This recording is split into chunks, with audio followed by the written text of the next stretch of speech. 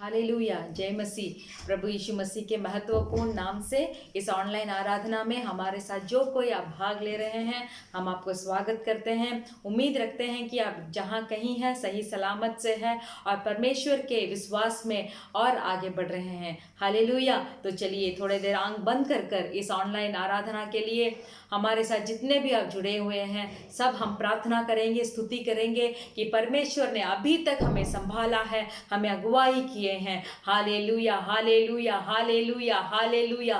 धन्यवाद, धन्यवाद, धन्यवाद, धन्यवाद, धन्यवाद, धन्यवाद, धन्यवाद। पवित्र परमेश्वर आपका धन्यवाद, यीशु मसीह आपका धन्यवाद। हालेलुया। धन्यवाद करते हैं, स्तुति करते हैं, स्तुति करते हैं। स्तुति के योग्य परमेश्वर हम आपको स्तुति करते हैं। स्वर्ग पे विराजमान परमेश्वर हम आपका स्तुति करते हैं। Hallelujah, hallelujah.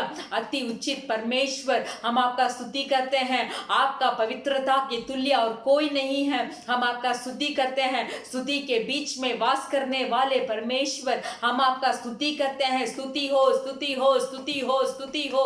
Hallelujah, hallelujah, hallelujah, hallelujah. स्तुति करते हैं, स्तुति करते हैं। स्वर्ग आपका सिंहासन है, पृथ्वी आपकी चौखट है। हालेलुया। हम आपके बने हुए कलीसिया है। इस कलीसिया को हम पवित्र रखने के लिए आप हर दिन हमें बल देते हैं, सामर्थ देते हैं। हम आपका धन्यवाद करते हैं। धन्यवाद, धन्यवाद, धन्यवाद, धन्यवाद, धन्यवाद। यहोवा ईरे हम आपका धन्यवाद करते हैं। यहोवा शमा हम आपका धन्यवाद करते हैं। आप हमारे दृढ़गढ़ है, आप हमारे चट्टान है, आप हमारे सब कुछ है। आप महत्वपूर्ण परमेश्वर है, आप सामर्थशाली परमेश्वर है। Hallelujah, hallelujah, hallelujah, hallelujah, hallelujah, hallelujah. केरूब के मध्य में वास करने वाले पवित्र परमेश्वर आप महान है, महान है, महान है। Hallelujah, hallelujah, hallelujah, hallelujah. अभी तक हमें आंखों की पुतली के तरह संभाले परमेश्वर हम आपका धन्यवाद करते हैं। हमें रक्षा करने वाले परमेश्वर हम आपका धन्यवाद करते हैं। धन्यवाद, धन्यवाद करते हैं, धन्यवाद करते हैं। आप भले हैं, आप हमें मदद करने वाले हैं। इस अंतिम दिनों में जितना भी बुराई है आप हमें उसे छुड़ाने वाले परमेश्वर है। हमें पवित्र करने वाले एक ही परमेश्वर आप है, जिंदा खुदा। हम आपकी धन्यवाद करते हैं। इस आराधना को हम आपके हाथ में हम समर्पण करते हैं। आप शुरू से लेकर अंत तक अगुवाई कीजिए। इस ऑनलाइन आराधना में जो कोई भाग ले रहा हो आपके विश्वास से उन्हें भरिए। आपके ऊपर का जो भरोसा है उसे और ज्यादा करने के लिए मांगते हैं। आप ही के ऊपर हमारे भरोसा को रखने के लिए हमें मदद कीजिए। जो वचन आज हम सुनने जा रहे हैं यीशु मसीह के नाम से, हम उस वचन को हमारे हृदय में ले लेने के लिए और उसके अनुसार चलने के लिए और बहुत सारे फल आपको देने के लिए हमें योग्य बनाइए, योग्य बनाइए। परमेश्वर यीशु मसीह के नाम से मांगते हैं पिता, आमेन, आमेन, आमेन। Hallelujah, hallelujah. नीले आसमान के पार जाएंगे, मेरा यीशु रहता वहां। हम मिलेंगे बादलों पर, देखेगा सारा जहां। सब मिलकर हम गाएंगे हालेलुया।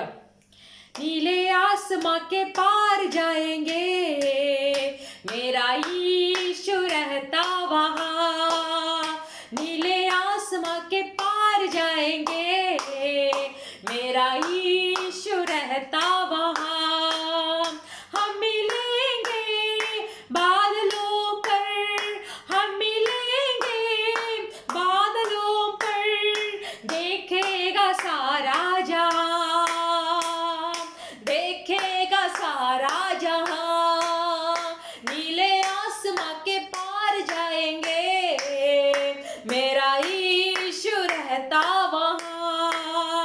नीले आसमां के पार जाएंगे, मेरा यीशु रहता वहां।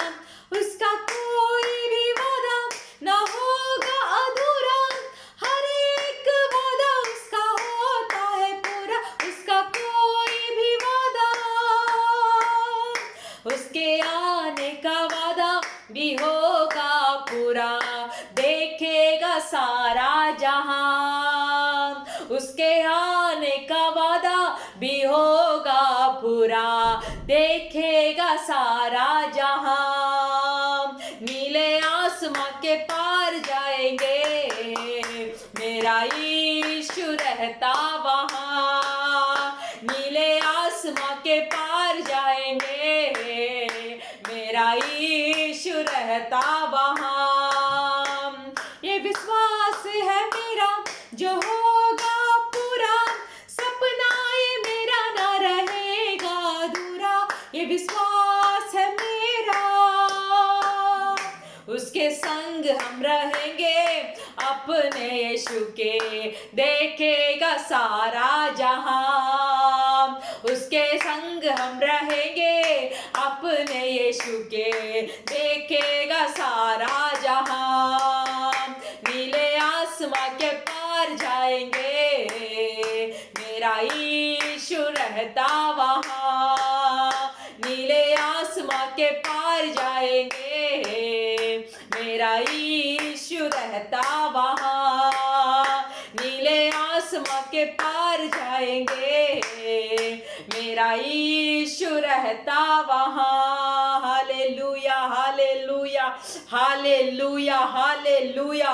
उसका कोई भी वादा, आमीन, हमारे हाथ में जो पवित्र बाइबल दिया गया है उसमें जो जो वादा परमेश्वर ने उनके आगमन के लिए किया था, वो सारे के सारे वादा पूरा हो चुके हैं और पूरा होते आ रहे हैं।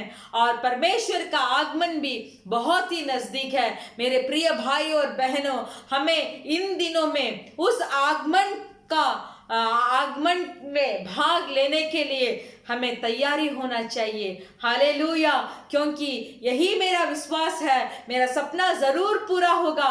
क्या है मेरा सपना? मध्य बादल में जब मेरे परमेश्वर यीशु मसीह आएंगे तब मैं जरूर उनके साथ जाऊंगा। उनके साथ जाने के लिए ही इस उद्धार को मैंने उनके हाथों से पाया है। परमेश्वर यीशु मसीह को जो जो अपने खुदा मानकर विश्वास कर ग्रहण करता है, वो सब उद्धार पाए हुए व्यक्ति है मेरे प्रिय भाई और बहनों। और जो कोई परमेश्वर के हाथों के द्वारा, उन क्रूस के लहू के द्वारा, बपतिस्मा के द्वारा जो कोई व्यक्ति उद्धार पाकर एक पवित्र जीवन को इस संसार में जी रहा हो, इस वचन के अनुसार, वाचा के अनुसार जो जो परमेश्वर ने हमें आज्ञा पालन करने के लिए बोला था, उसको जो कोई पालन कर रहा हो, वो जरूर परमेश्वर के आगमन में भाग ले सकता है मेरे प्रिय भाई और बहनों। सो इन दिनों में हमें अब कोई भी परफेक्ट नहीं है, यानी कि कोई भी सही नहीं है, ठीक नहीं है,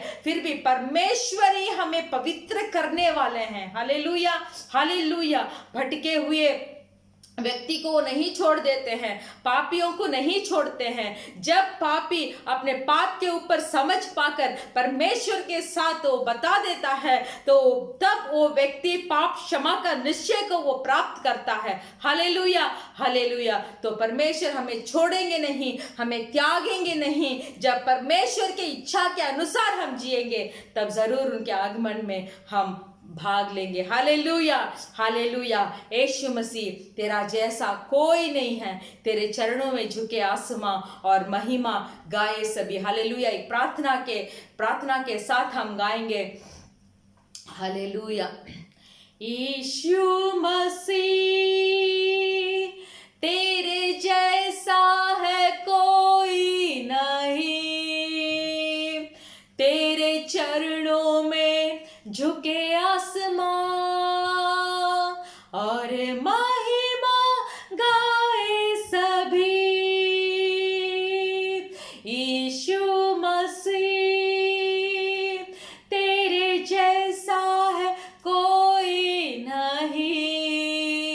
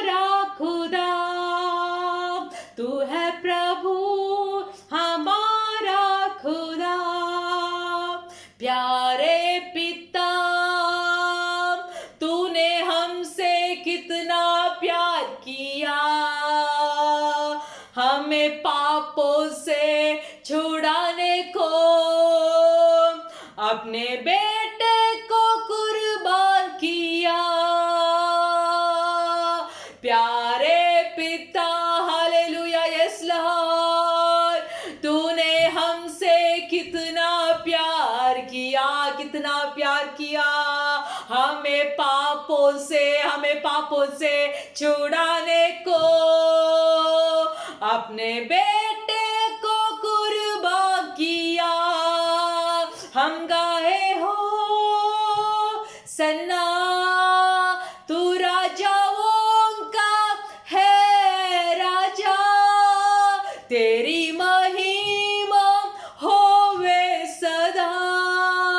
तू है पिता हमारा खुदा, तू है प्रभु हमारा खुदा, तू है प्रभु हमारा खुदा। प्यारे पिता, सब मेरे साथ मिलकर, प्यारे पिता, तूने हमसे कितना प्यार किया, तूने मुझसे कितना प्यार किया, हमें पापों में छुड़ाने को अपने बेटे को कुर्बान किया। जरा परमेश्वर यीशु मसीह का क्रूस का उसको याद कर जो लहू उन्होंने हमारे लिए बहाया था, तो दर्द मेरे लिए जो दर्द को उन्होंने सहा था, उसको याद कर उसको स्मरण कर मेरे लिए मेरे पापों के लिए, मेरे अधर्म कामों के लिए, मेरे घटिया कामों के लिए, मेरे घिनौनी पापों के लिए अपने पिता ने अपने पुत्र, इकलौते पुत्र को मेरे लिए भेजा, ताकि मैं पवित्र बन सकूं, ताकि हम पवित्र बन सके, हमारे लिए भेजा। बोलिए सब कोई चुप ना रहिए, बोलिए प्यारे पिता, अपने इकलौते पुत्र को आपने मेरे लिए भेजा है। मैं धन्यवाद बोलता हूँ, धन्यवाद बोलता हूँ, हालेलुया, मैं धन्यवाद बोलता हूँ। बोलिए आपने मेरे लिए आपके इकलौते पुत्र को भेजा, जहां मुझे होना चाहिए था, जो पाप का दंड को मुझे भुगतना चाहिए था, जो मृत्यु को मुझे देना चाहिए था, जो मृत्यु का दंड को मुझे देना चाहिए था, उसको सब मेरे लिए यीशु मसीह ने उस क्रूस पर सहा। Hallelujah, hallelujah. मेरे साथ फिर से मिलकर आप गाइए, प्यारे पिता, तूने हमसे कितना प्यार किया, कितना प्यार किया, मुझे पापों से छुड़ाने को अपने बेटे को कुर्बान दिया। प्यारे पिता, तूने मुझसे कितना प्यार किया, मुझे पापों से छुड़ाने को अपने बेटे को कुर्बान दिया। हम गाए हो सन्ना, हाथों को उठाकर, तू राजाओं का है राजा, तेरी महिमा होवे सदा। तू है पिता हमारा खुदा, तू है पिता हमारा खुदा, तू है पिता हमारा खुदा। Hallelujah, hallelujah. ओरी बाबा शगादुना माला राबा बाबा बाबा, धन्यवाद, धन्यवाद, धन्यवाद, धन्यवाद। हालेलुया। हमें पवित्र करने वाले परमेश्वर, हमें पवित्र करने वाले परमेश्वर, जो हथियार ने परमेश्वर हमारे हाथों में दिया है, वो हथियार सिर्फ इस शारीरिक चीजों से जंग का लड़ने के लिए नहीं, फिर भी हालेलुया, हालेलुया, हालेलुया, वो हथियार सारे ढाक को तोड़ने वाला हथियार। Hallelujah, hallelujah. धन्यवाद, धन्यवाद, धन्यवाद, धन्यवाद परमेश्वर, आपका धन्यवाद करते हैं, आपका धन्यवाद करते हैं। हालेलुया। इस संसारिक पापों को छोड़ देने का एक बड़ा छुटकारा आप हमें दे रहे हैं परमेश्वर। उस आगमन में भाग लेने के लिए आप हमें अभी से तैयारी कर रहे हैं। हम धन्यवाद बोलते हैं, धन्यवाद, धन्यवाद, धन्यवाद, धन्यवाद। Hallelujah, hallelujah, hallelujah. धन्यवाद करते हैं। आप अति उचित परमेश्वर है। हालेलुया। जो जो हथियार आपने क्योंकि हमारे लड़ाई के लिए जो हथियार ने आपको दिए हैं वो सिर्फ शारीरिक लड़ाइयों से लड़ने के लिए नहीं, पर गड्ढों को डा देने के लिए परमेश्वर के द्वारा सामर्थ हमें बनाया है। हालेलुया।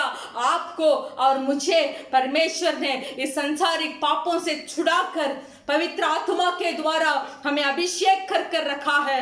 इस सिर्फ एक शारीरिक जंग को लड़ने के लिए नहीं, शारीरिक जंग को लड़ने के लिए नहीं मेरे प्रिय भाइयों और बहनों, बल्कि गड्ढों को डा देने के लिए। हालेलुया। इसीलिए उस हथियार को हमारे हाथ में दिया है। आमेन। उस हथियार से शैतान के विरुद्ध युद्ध करने के लिए हम सामर्थ है। हमारे नामुमकिनों के विरुद्ध युद्ध करने के लिए हम सामर्थ है। परमेश्वर के साथ जुड़े रहने के लिए परमेश्वर इस अंतिम दिनों में हर एक के ऊपर अपने अभिषेक को दे रहे हैं, आपके अपने आत्मा को उंडेल रहे हैं।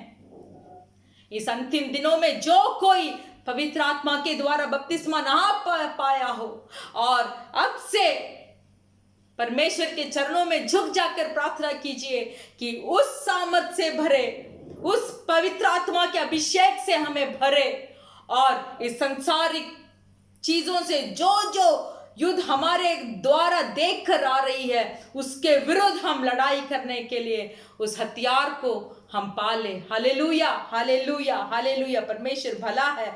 आमेन। हालेलुया। हमारे साथ मिलकर प्रभु का धन्यवाद करूंगा, उसकी संगति में सदा रहूंगा, साथ चलूंगा, मैं जय जरूर पाऊंगा। आमेन।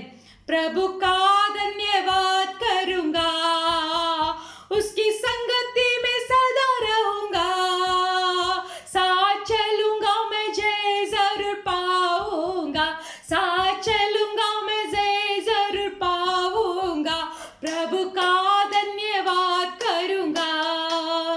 ना देगी मुझे दुनिया कभी भी कोई सुख और शांति आराम, ना देगी मुझे दुनिया कभी भी सुख शांति और शांति आराम। मेरे यीशु के साथ धन्य संगति में सदा मिलती खुशी मुझको, मेरे यीशु के साथ धन्य संगति में सदा मिलती खुशी मुझको। प्रभु का धन्यवाद करूंगा, उसकी संगति में सदा रहूंगा, साथ चलूंगा, मैं जय जरूर पाऊंगा, साथ चलूंगा, मैं जय जरूर पाऊंगा। प्रभु का धन्यवाद करूंगा। मेरी जिंदगी की हर परेशानी में खुल जाता है आशा का द्वार, मेरी जिंदगी की हर परेशानी में खुल जाता है आशा का द्वार। कभी ना हटूंगा, कभी ना डरूंगा, चाहे जान भी देना पड़े, कभी ना हटूंगा, कभी ना डरूंगा, चाहे जान भी देना पड़े। प्रभु का धन्यवाद करूंगा, उसकी संगति में सदा रहूंगा, साथ चलूंगा, मैं जय जरूर पाऊंगा, साथ चलूंगा, मैं जय जरूर पाऊंगा। प्रभु का धन्यवाद करूंगा। कितना अच्छा है वो, कितना धन्य है वो, यीशु ही मेरा जीवन का साथी। कितना अच्छा है वो, कितना धन्य है वो, यीशु ही मेरा जीवन का साथी।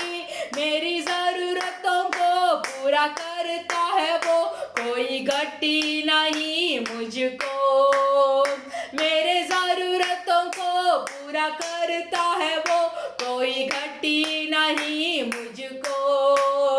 प्रभु का धन्यवाद करूंगा, उसका संगति में सदा रहूंगा, साथ चलूंगा, मैं जय जरूर पाऊंगा, साथ चलूंगा, मैं जय जरूर पाऊंगा। प्रभु का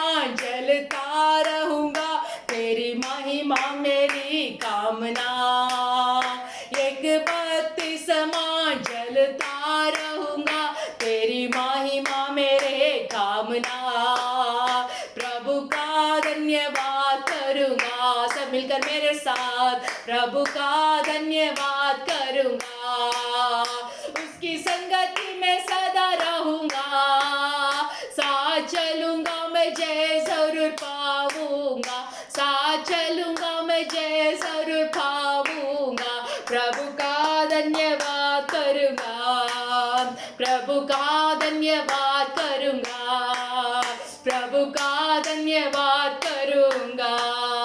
कितना अच्छा है वो, कितना धन्य है वो, यीशु ही मेरा जीवन साथी।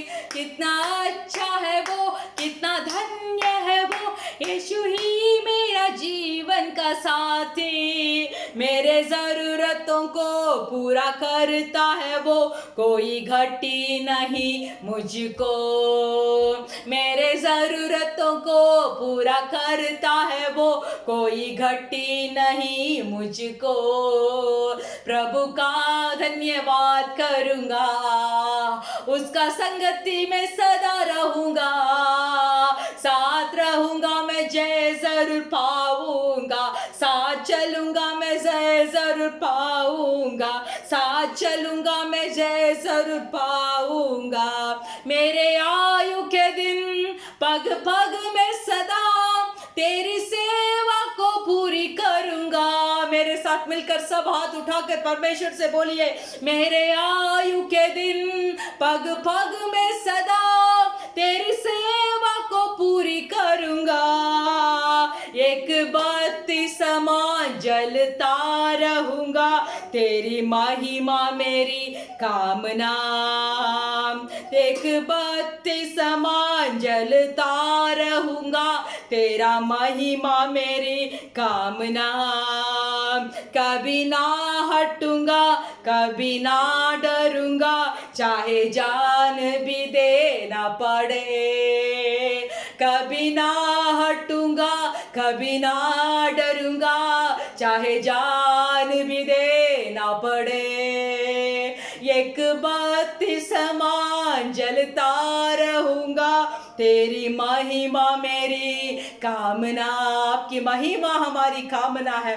तालियां बजाकर, जोर से बजाकर बोलिए आमीन। कभी नहीं हटूंगा, मैं कभी भी आपके रास्तों से नहीं हटूंगा, मैं कभी भी आपके व्यवस्थाओं से नहीं हटूंगा, मैं आपके सुसमाचार बताने से कभी भी नहीं डरूंगा, चाहे जान भी देना पड़े, चाहे जान भी देना पड़े, चाहे जान भी देना पड़े, इस संसारी कामों में मैं मेरा पैदल नहीं रखूंगा, मेरे पांव इस संसारी कामों के लिए नहीं रखूंगा। एक बत्ती के समान, एक बत्ती के समान मैं जलता रहूंगा, मैं जलता रहूंगा, मैं जलता रहूंगा, क्योंकि आपकी महिमा मेरी कामना है, आपकी महिमा मेरी कामना है। Hallelujah, hallelujah, hallelujah. धन्यवाद यीशु मसीह, धन्यवाद आपका, हम धन्यवाद करते हैं, धन्यवाद करते हैं कि अब तक आपने हमें संभाल कर रखा है। माँ के कोख से उत्पन्न होते ही, होने से पहले ही मेरे लिए आपने एक काम को रखा है। आमीन। वो काम को पूरा करने के लिए अभी तक आप मुझे रक्षा करते आ रहे हैं। धन्यवाद करते हैं, धन्यवाद करते हैं। इस अंतिम दिनों में परमेश्वर आपकी सिद्ध क्या है, आपकी इच्छा क्या है, वैसे मालूम कर कर परमेश्वर आपके लिए दौड़ने का सामर्थ से मुझे भर दीजिए। Hallelujah, hallelujah, hallelujah. एक बत्ती समान जलते रहने के लिए, एक बत्ती समान आपके महिमा के लिए जलते रहने की सामर्थ से आज आप मुझे भरने के लिए हम मांगते हैं। हर एक भाई और बहन को भरिए परमेश्वर, इस अंतिम दिनों के अभिषेक में हर एक भाई और बहन को भरिए, ताकि हम लोग आपके काम के लिए हम उपयोग हो सके, आपके महिमा हमारा कामना हो सके परमेश्वर। धन्यवाद करते हैं, धन्यवाद करते हैं। इस आराधना के द्वारा आपने हमसे बात किया, हम धन्यवाद बोलते हैं, धन्यवाद बोलते हैं। नीले आसमान पर जब आप आएंगे जरूर हम भी आपके साथ भाग लेंगे, उसका योग्य आप हमें बनाएंगे परमेश्वर। धन्यवाद करते हैं, धन्यवाद करते हैं, आपके हाथों में समर्पण करते हैं परमेश्वर। यीशु मसीह के नाम से मांगते हैं पिता, हालेलुया, हालेलुया, आमेन। कभी ना हटूंगा, कभी ना डरूंगा, चाहे जान भी देना पड़े।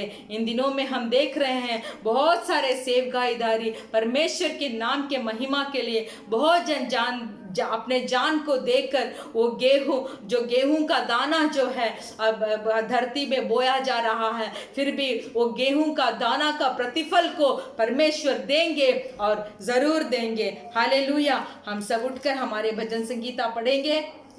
भजन संगीता 111 हम पढ़ेंगे, Psalms 111। भलाई के लिए परमेश्वर की स्तुति, यह की स्तुति करो। मैं सीधे लोगों की गोष्ठी में और मंडली में भी संपूर्ण मन से यहोवा का धन्यवाद करूंगा।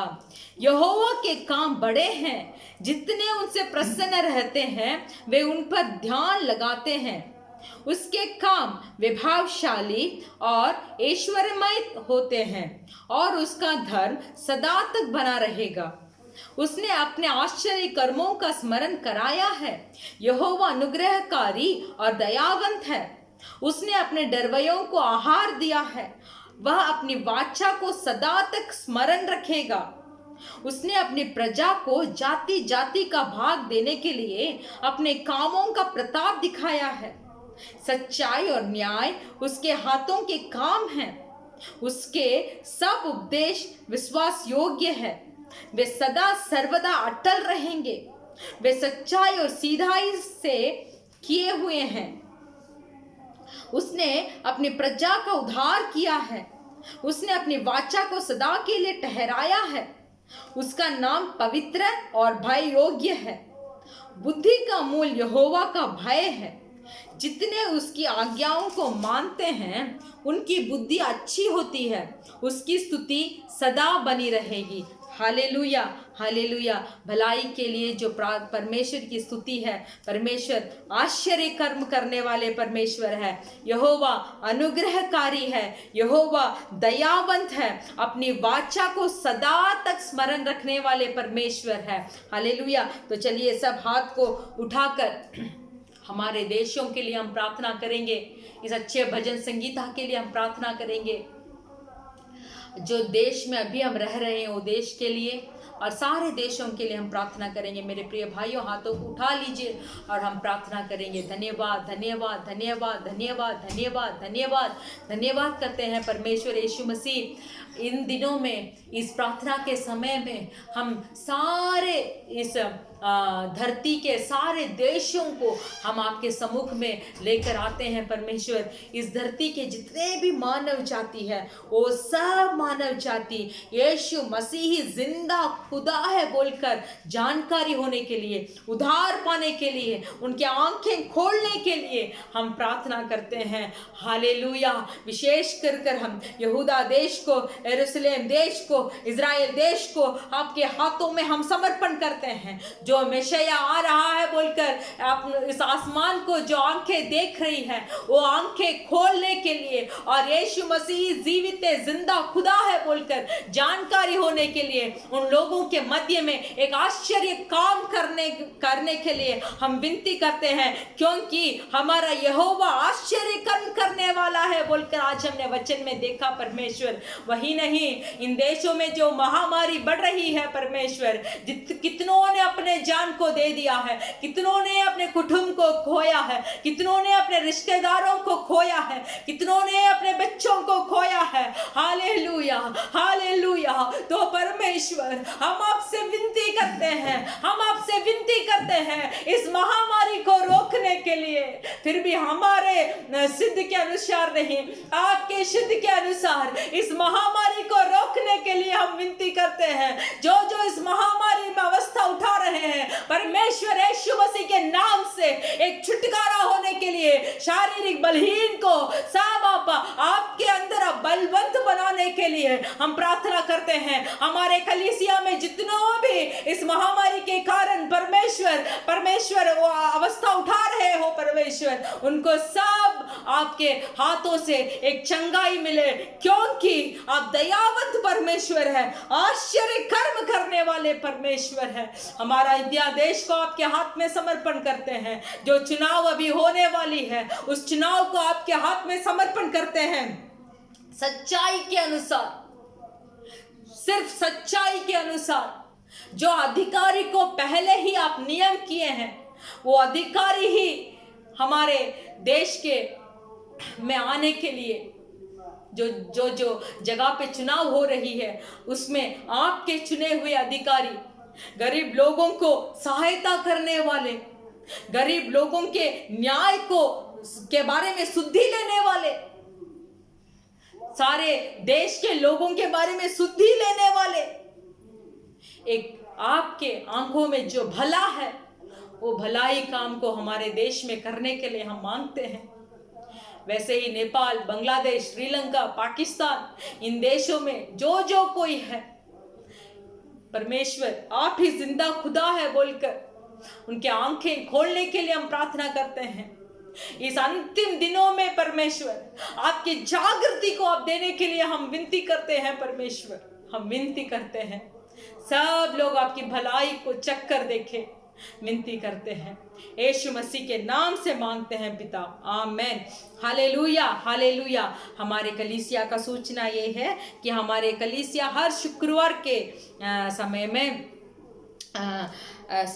शाम को 4 बजे से 6 बजे तक हमारा ऑनलाइन आराधना होता है।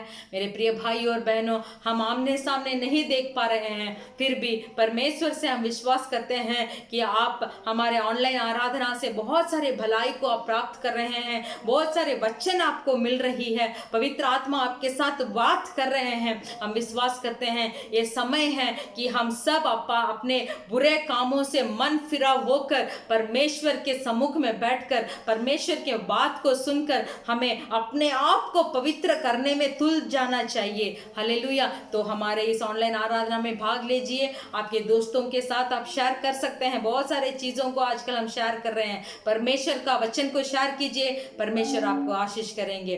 तो चलिए हमारे वचन की ओर हम ध्यान करेंगे।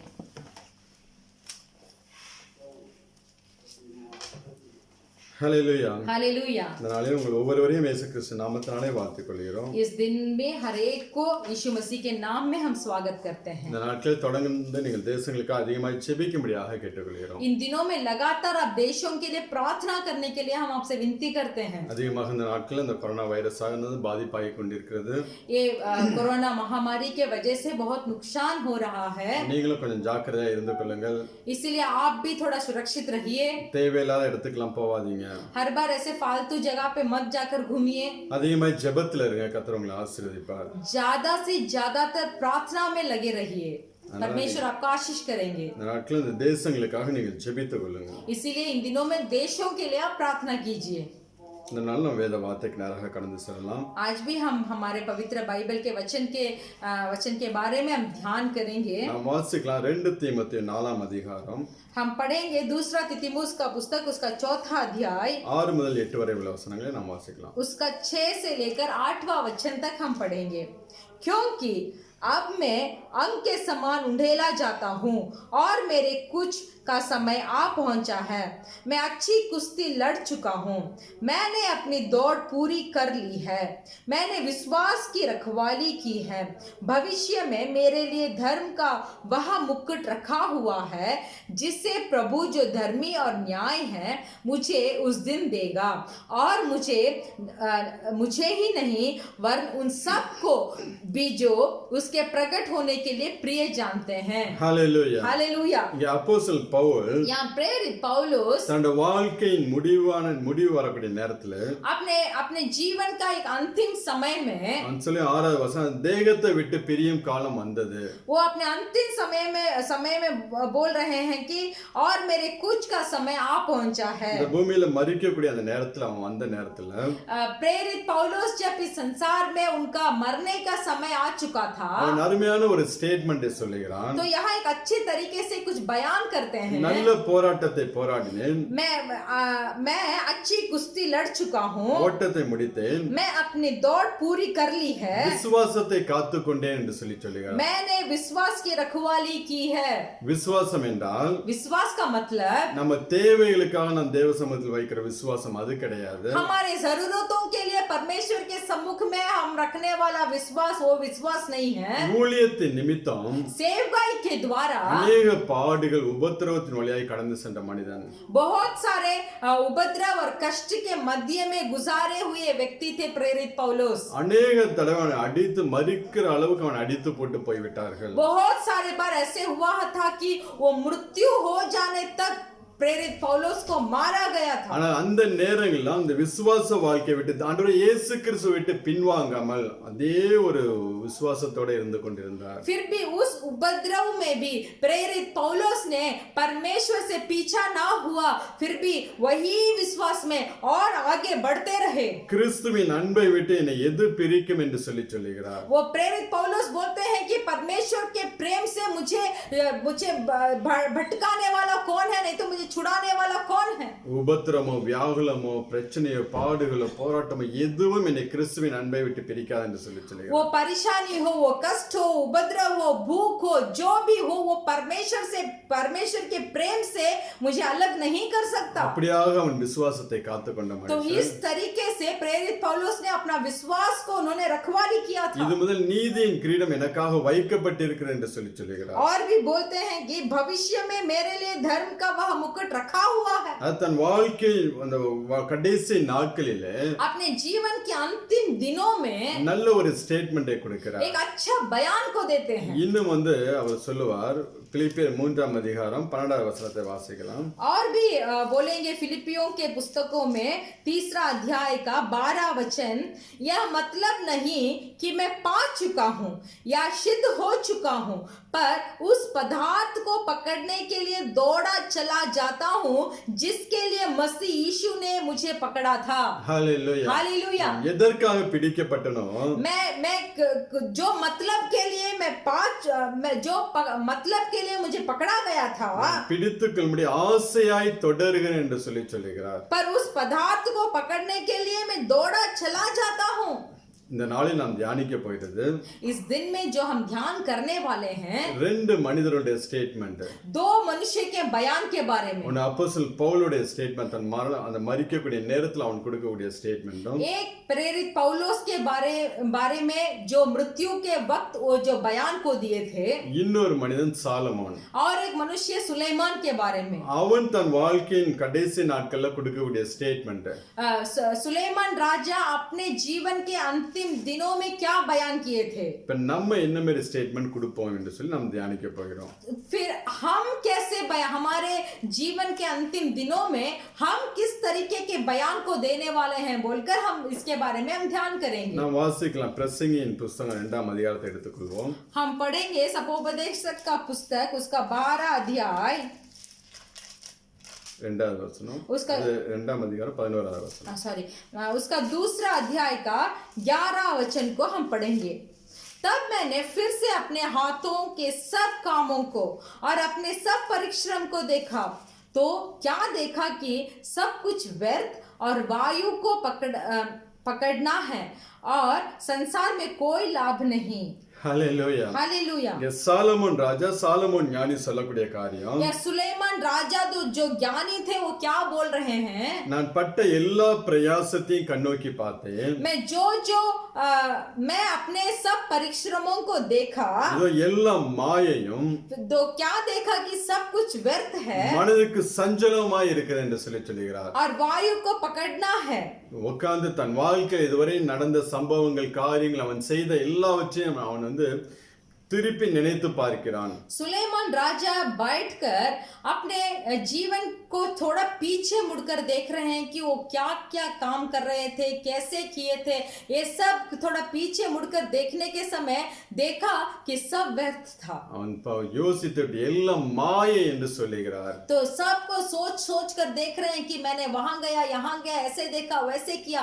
इस सब को सोचकर अपने मन में ऐसे बोल रहे हैं कि सब कुछ व्यर्थ था। எல்லாம் மனதுக்கு சஞ்சலமாய் இருக்குது என்று சொல்லுகிறார். सब हमारा मन को परेशानी देने वाले ही थे। ஆனா அதே நேரத்தில் அப்போஸ்தலன் பவுல் சொல்லுகிறார், फिर उसी समय प्रेरित पौलुस बोलते हैं, ஓட்டத்தை நல்ல போராட்டத்தை போராடினேன், मैंने एक अच्छा जंग को लड़ा, ஓட்டத்தை முடித்தேன், मैंने अपना दौड़ को खत्म किया, விசுவாசத்தை காத்துக்கொண்டேன், मेरा विश्वास का रखवाली की। நீதியின் கிரீடம் எனக்காக வைக்கப்பட்டிருக்கு என்று तो अभी சொல்லி मेरे लिए धर्म का वह मुकुट रखा गया है। நான் தேவன் எதற்காக என்னை பிடித்தாரோ அதை நான் அடையும்படியாக ஆசையாய் ஓடுகிறேன் என்று சொல்லி परमेश्वर ने जो काम करने के लिए मुझे पकड़ा था, वो काम को खत्म करने के लिए मैं बहुत आशा भरा हुआ मैं दौड़ रहा हूँ। ஆனா சாலமோன் சொல்ல எல்லாம் எனக்கு மனதுக்கு சஞ்சலமாய் இருக்கிறது என்று சொல்லி फिर भी सुलेमान राजा अपने जीवन के बारे में सोचकर अंत में बता रहे हैं, जो कुछ है वो सब मेरे हृदय के लिए बहुत परेशानी दे रही है।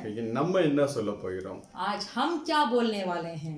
நம்ம அப்போஸ்தலன் பவுலை போல சொல்ல முடியுமா இல்ல சாலமோனை போல சொல்ல முடியுமா? क्या हम प्रेरित पौलुस की तरह बोल सकते हैं या तो सुलेमान राजा की तरह बोल நமக்கு सकते हैं? சாலமோன் ராஜா பத்தி நன்றாக தெரியும். हमें सुलेमान राजा के बारे में अच्छा से मालूम है।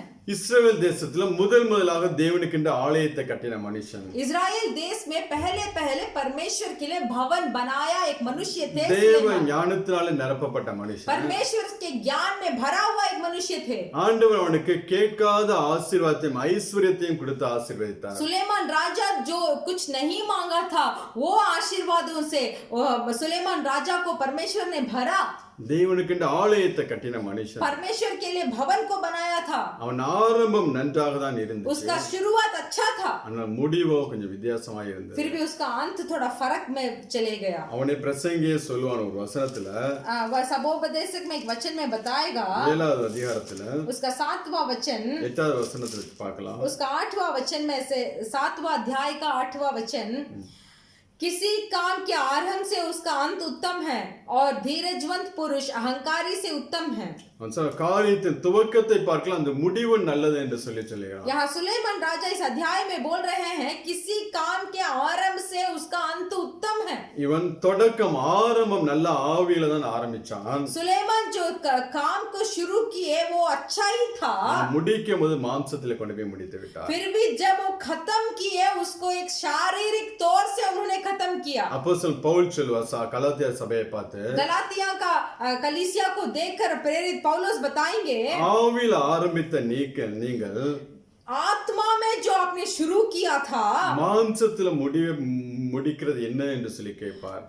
आत्मा में जो काम को आप लोगों ने शुरू किया था उसको क्यों शारीरिक तौर से खत्म कर रहे हैं बोलकर प्रेरित पौलुस ने गलातिया कलीसिया को देखकर पूछते हैं। இந்த சாலமோன் ராஜா அப்படியே நன்றாக தன் ஓட்டத்தை ஆரம்பித்தான். सुलेमान राजा देखिए अपने दौड़ को बहुत अच्छा से शुरू किया, தேவனுக்கென்று ஆலயத்தை கட்டினான். परमेश्वर के लिए भवन बनाया, தேவ மகிமை அந்த ஆலயத்தில் நிரம்பிடுச்சு. परमेश्वर का महिमा उस भवन में भरा। ஆனால் அவனுடைய கடைசி நாட்கள்ல சொல்லுகிறான், फिर भी उसके अंतिम दिनों में सुलेमान राजा बताते हैं, என் வாழ்க்கையில் எல்லாம் மாயையாக காணப்படுகிறது, मेरे जीवन में सब व्यर्थ है, எல்லாம் மனதுக்கு சஞ்சலமாக இருக்கிறது. वो सब मेरे मन के लिए बहुत दुख देने वाला है। அதாவது தேவனுக்கென்று செய்த காரியத்தை குறித்து அவன் மனம் சஞ்சலப்படவில்லை. ऐसा है कि परमेश्वर के लिए जो काम सुलेमान राजा ने किया था उसको स्मरण कर कर वो दुख नहीं हो रहे हैं, அவன் இந்த உலகத்துக்கென்று வாழ்ந்த காரியங்களை குறித்து மனது சஞ்சலமாய் இருக்கிறது என்று சொல்லுகிறார். बल्कि सुलेमान राजा इस सांसारिक कामों के लिए किस तरह से जिए थे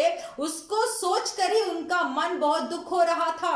ஏன் அவனுக்கு எல்லாம் மாயை மனதுக்கு சஞ்சலமாய் இருக்கிறது என்று சொல்லி பார்த்தோம் என்றால், क्यों सुलेमान राजा को अपना मन में बहुत दुख देने, क्या बात उसको दुख दे रही है बोलकर अभी हम देखेंगे। तो பிரசங்கி 2ஆம் அதிகாரம் 3வது வசனத்தை வாசிக்கிறோம். वही सबोपदेशक का पुस्तक उसका 2रा अध्याय का 3रा वचन को हम पढ़ेंगे। मेरे मन में सोचा कि किस प्रकार से मेरी बुद्धि बनी रहे और मैं अपने प्राण को दाख मधु पीने से किस प्रकार बहलाऊं और कैसे मूर्खता को थामे रहूं जब तक मालूम ना करूं कि वह अच्छा काम कौन सा है और जिस मनुष्य अपने जीवन भर करता रहे।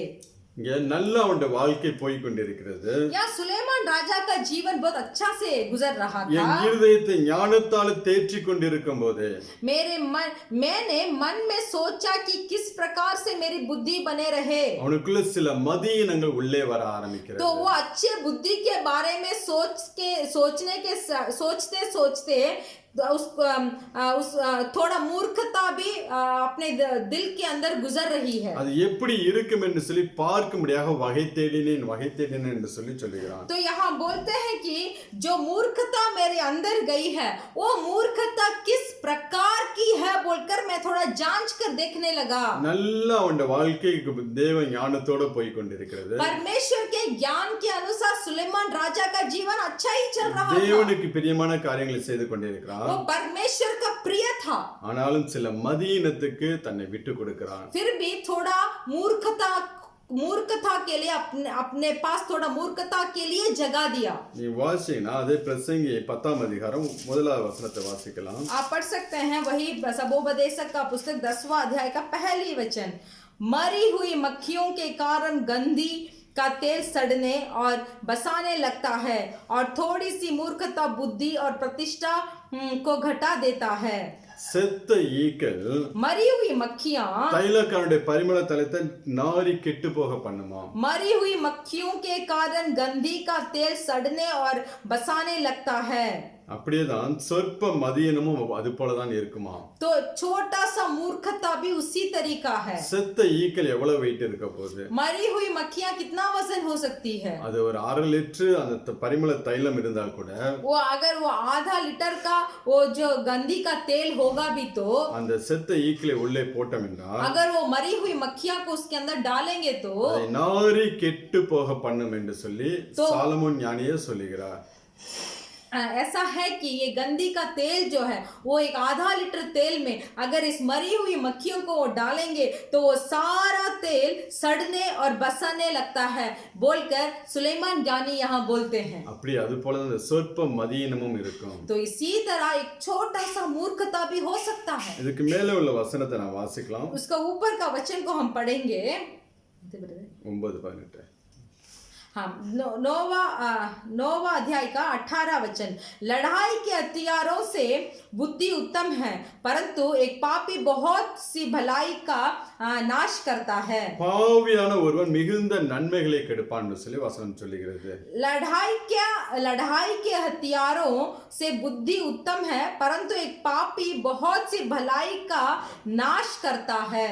ஒரு பாவியான ஒரு மனுஷன் ஒரு வீட்டுக்குள்ள இருக்கும்போது ஒரு சபைக்குள்ள இருக்கும்போது एक पाप भरा हुआ एक मनुष्य घर पे हो नहीं तो एक कलीसिया परमेश्वर के भवन के अंदर हो अनेक आशीर्वादங்களை அவன் கெடுத்து போடுகிறவனாக இருப்பான். तो बहुत सारी भलाइयों को वो मनुष्य नाश कर सकता है। அதே போலதான் ஒரு துணிகர பாவம் நம்மளுடைய வாழ்க்கையில் கூட अनेक நன்மைகளை கெடுத்து போடக்கூடியதாக இருக்கும். ऐसे ही है एक भयंकर पाप नहीं जो पाप को हम जानते हैं फिर भी उसको जानबूझ को अगर हम करते हैं वो पाप के वजह से हमारे जीवन में आने वाले आशीर्वाद रोक सकती है। பாவம் என்று சொல்லி தெரிந்திருந்த போதிலும் हमें मालूम है कि ये पाप है। தேவனுக்கு அது பிரியமில்லை என்று சொல்லி அறிந்திருந்த போதிலும் हमें मालूम है कि परमेश्वर की नजरों में ये पाप बहुत घृणित है। அதை செய்வதற்கு நம்மளை நாம் விட்டு கொடுக்கிறது தான் மதியினம். तो अगर हम वही पाप को करने के लिए हमें अपने आप को जगह देते हैं इसका मतलब ही मूर्खता होती है। அந்த துணிகர பாவம் ஒரே பாவம் நம்மளுடைய வாழ்க்கையில் अनेक ஆசீர்வாதங்களை நன்மைகளை அது கெடுத்து போடக்கூடியதாக இருக்கிறது. एक जानबूझकर करने वाला एक भयंकर पाप हमारे जीवन में जो आने वाले आशीर्वाद है उसको रोक देती है। அதுதான் இங்க சாலமோன் ஞானி சொல்லுகிறார். तो वही इसी बात को यहाँ सुलेमान ज्ञानी बताते हैं। இருதயத்தை ஞானத்தால் தேற்றிக் கொண்டிருக்கும்போது जब मेरे हृदय को मैंने ज्ञान से मैं जब उसको तसल्ली दे रहा था மதியினத்தை பற்றி கொண்டிருக்கும்படி என் உள்ளத்தில் வகை தேடினேன் என்று சொல்லுகிறார். तब मैं मूर्खता को थोड़ा जांच कर देखने के लिए मेरे हृदय में थोड़ा जगह दिया। துணிகர பாவம் என்று சொல்லி நாம் அறிந்தோம் என்றால் அதை விட்டு வெளியே வர வேண்டும். अगर हमें मालूम होगा कि ये पाप भयंकर है, ये ऐसे भयंकर है, अगर हमें मालूम पड़ेगा तो तुरंत वो पाप से हमें दूर हटकर जाना चाहिए। இன்னும் சாலமோன் ஞானி சொல்லக்கூடிய காரியம் 2ஆம் அதிகாரம் 10வது வசனத்தை வாசிக்கலாம். और भी सबोपदेशक का पुस्तक में 2 अध्याय का 10वां वचन हम पढ़ेंगे। और जितनी वस्तुओं को देखने की मैंने लालच की, उन सबों को देखने से मैं ना रुका। मैंने अपना मन किसी प्रकार का आनंद भोगने से ना रोका, क्योंकि मेरा मन मेरे सब परिश्रम के कारण आनंदित हुआ और मेरे सब परिश्रम से मुझे यही भाग मिला। என் கண்கள் இச்சித்தவை நான் ஒன்றும் விட்டு வைக்கவில்லை என்று சொல்லுகிறார். मेरे आंखों ने जिसके ऊपर लालसा की है उसको मैंने नहीं छोड़ा। அது எல்லாம் நான் அடைந்தேன் என்று சொல்லுகிறார். वो सब को मैं देखने से मैं ना रुका। உலகத்துக்குரிய காரியங்கள், ऐसा है कि संसार के काम, உலகத்தை அனுபவிக்க வேண்டும்ங்கிற காரியங்கள், इस सांसारिक लालच जो है जिसको मुझे भुगतना चाहिए, தனக்கு ஏற்படுகிற எல்லா இச்சைகளையும் நிறைவேற்றி கொண்டான் அவன். तो सुलेमान राजा ने जो जिसके ऊपर लालसा किया उसको सब उन्होंने अनुभव भी किया। ஆனால் அப்போஸ்தலன் யோவான் சொல்லும்போது, फिर भी प्रेरित यूहन्ना बताते हैं, 1 யோவான் 2ஆம் அதிகாரம் 5வது வசனத்தை வாசிக்கலாம். पहले यूहन्ना का पुस्तक 2 अध्याय का 12वां वचन हम पढ़ेंगे। 2:12 पहले यूहन्ना 2 अध्याय का 15वां वचन। तुम ना तो संसार से और ना संसार में की वस्तुओं से प्रेम रखो। यदि कोई संसार से प्रेम रखता है तो उसमें पिता का प्रेम नहीं है। Hallelujah, hallelujah. உலகத்தில் உள்ளவைகளும் அன்பு கூறாதீர்கள் என்று சொல்லி வேதம் சொல்லுகிறது. पवित्र बाइबल बताता है कि संसार में या तो संसार की वस्तुओं में किसी के ऊपर प्रेम मत रखो। அதுக்காக நாம் எல்லாவற்றையும் வெறுத்து ஒரு துறவி போல வாழ வேண்டிய அவசியம் கிடையாது. इसका मतलब ये नहीं है कि हम सबको छोड़कर ऐसे जीने का मतलब नहीं है। நமக்கு தேவைகளை நாம் நிறைவேற்றிக் கொள்ள வேண்டும். हमारे जरूरतों को हमें पूरा करना चाहिए. நாம் மாம்சத்தில் எழும்பக்கூடிய எல்லா இச்சைகளுக்கு நாம் ஒரு நாளும் விட்டு கொடுக்க கூடாது. फिर भी हमारे शारीरिक रूप से जो लालसा हमें होती है उसको हमें पूरा करने में तुले नहीं रहना चाहिए. அதனால ஆண்டவர் சில உலகத்தில் அன்பு கூறாதீர்கள் என்று சொல்லுகிறார். इसीलिए परमेश्वर यहाँ बताते हैं कि संसार के वस्तुओं के ऊपर प्रेम मत रखो. ஆனால் சாலமோன் अनेक காரியங்கள்ல போய் உலகத்திற்குரிய காரியங்களை அதை நிறைவேற்ற அந்த இச்சையை நிறைவேற்றும்படியாக அவன் பிரயாசப்பட்டான். फिर भी सुलेमान ने क्या किया, अपने मन में जितना भी लालसा जाग गई थी उसको सब पूरे करने में ही अपना मन को लगाया. அப்போஸ்தலன் பவுலுடைய வாழ்க்கையை பார்த்தோம் என்றால், फिर भी प्रेरित पौलुस का जीवन को देखिए। गलातियर 6ஆம் அதிகாரம் 14வது வசனத்தை வாசிக்கலாம். गलातियों का पुस्तक का 6वें अध्याय का 6:14 6वें अध्याय का 14 वचन। पर ऐसा ना हो कि मैं अन्य किसी बात का घमंड करूं, केवल हमारे प्रभु यीशु मसीह के क्रूस का, जिसके द्वारा संसार मेरी दृष्टि में और मैं संसार की दृष्टि में क्रूस पर चढ़ाया गया हूँ। Hallelujah, hallelujah. அப்போஸ்தலன் பவுல் சொல்கிறார், यहाँ प्रेरित पौलुस बताते हैं, உலகம் அவரால் உலகம் எனக்கு சிலுவையில் அறையுண்டிருக்கிறது, परमेश्वर के द्वारा ये संसार की दृष्टि में मैं क्रूस पर चढ़ाया गया हूँ। நானும் உலகத்திற்கு உலகத்தில் ஆசை இச்சைகளுக்கு சிலுவையில் அறையுண்டிருக்கிறேன் என்று சொல்லி, मैं भी इस संसार के लिए, इस संसार के बातों के लिए मैं अपने आप को क्रूस में चढ़ा दिया हूँ. இன்னைக்கு நம்ம எப்படி இருக்கிறோம்? आज हम कैसे हैं? உலக காரியங்கள் எல்லாம் நாம் சிலுவையில் அறைந்திருக்கிறோமா? क्या हमारे ये संसारिक चीजों को सब हमने क्रूस पे चढ़ाया है? நம்மளையே சிலுவையில் அறைய ஒப்பு கொடுத்திருக்கிறோமா? क्या हम अपने आप को उस क्रूस में चढ़ाने के लिए समर्पण किए हैं? ஒவ்வொரு நாளும் அதிகாலை எழுந்து ஜெபிக்கும்போது, जब प्रतिदिन भोर के समय उठकर प्रार्थना करते समय அந்த கல்வாரி சிலுவைக்கு முன்பதாக நாம் ஒரு விசை நிற்க வேண்டும். उस कलवरी क्रूस के सामने हमें थोड़ा खड़ा होना चाहिए. ஆண்டவரே இயேசு கிறிஸ்து பட்ட பாடுகள் எல்லாம் ஒரு விசை நாம் நினைவில் கொண்டு வந்து பார்க்க வேண்டும். परमेश्वर यीशु मसीह ने उस क्रूस में जितने भी कष्ट उठाया था वो कष्ट के बारे में थोड़ा हमें स्मरण कर देखना चाहिए. நமக்காக இவ்வளவு பாடுகளை பட்டாரே என்று சொல்லி நான் நினைக்கும் போது जब हम स्मरण करेंगे कि परमेश्वर यीशु मसीह ने मेरे लिए इतना कष्ट उठाया है, அந்த சிலுவை நமக்கு முன்பதாக கொண்டு வந்து நீக்கும் போது जब उस क्रूस को हमारे सामने लाकर हम खड़ा करेंगे, நம்மள வாழ்க்கையில பாவம் செய்கிற எண்ணமே வராது. तो हमारे जीवन में पाप करने का थोड़ा भी इच्छा हमें नहीं आएगा। அவ்வளவு பாடுகள் ஆண்டவரே இயேசு கிறிஸ்து பட்டார். उतना तक कष्ट उस क्रूस में हमारा यीशु मसीह ने भुगताया था। அதனால ஒவ்வொரு நாளும் சிலுவைக்கு முன்பதாக நின்று நம்மை நாம் சரி செய்து கொள்ள வேண்டும். इसीलिए प्रतिदिन उस क्रूस के सामने हमें अपने आप को लेकर जाकर खड़ा कर हमें सही करना चाहिए। அப்போஸ்தலன் பவுல் சொல்றான், நான் அவரால உலகத்துக்கு சிலுவையில் அறையுண்டிருக்கிறேன் என்று சொல்லுகிறார். प्रेरित पौलुस बताते हैं कि केवल हमारे यीशु मसीह के क्रूस का, जिसके द्वारा संसार मेरे दृष्टि में है और मैं संसार की दृष्टि में क्रूस पर चढ़ाया गया हूँ। நம்ம எப்படி இருக்கிறோம்? आज हम कैसे हैं? இந்த உலக காரியங்களுக்கு அதிக முக்கியத்துவம் கொடுத்து கொண்டிருக்கிறோம். क्या ये सांसारिक चीजों के लिए हम बहुत प्रथम स्थान दे रहे हैं? உலக காரியங்களை அதிகமா நாம் வாஞ்சிக்கிற பிள்ளைகளா இருக்கிறோமா? क्या इस सांसारिक चीजों में हम बहुत प्रसन्न होकर उसको चाहते हैं क्या? இந்த சாலமோன் ராஜாவோட வாழ்க்கையில பாத்தீங்கன்னா सुलेमान राजा का जीवन को देखिए। 1 ராஜாக்கள் 11ஆம் அதிகாரம் 1 முதல் 3 வரை உள்ள வசனங்களை வாசிக்கலாம். पहला राजाओं का पुस्तक 11 अध्याय 1 ராஜாக்கள் 11 1 ல 3. पहला राजाओं का पुस्तक 11 अध्याय उसका 1 से लेकर 3 तक हम पढ़ेंगे। परंतु राजा सुलेमान फिरौन की बेटी और बहुत सी विजातियों स्त्री से, जो मोआबी, अम्मोनी, एदोमी, सिदोनी और हिर्ती थी, प्रीति करने लगा। वे उन जातियों की थी जिनके विषय में यहोवा ने इज़राइल से कहा था, तुम उनके मध्य में ना जाना और ना वे तुम्हारे मध्य में आने पाए।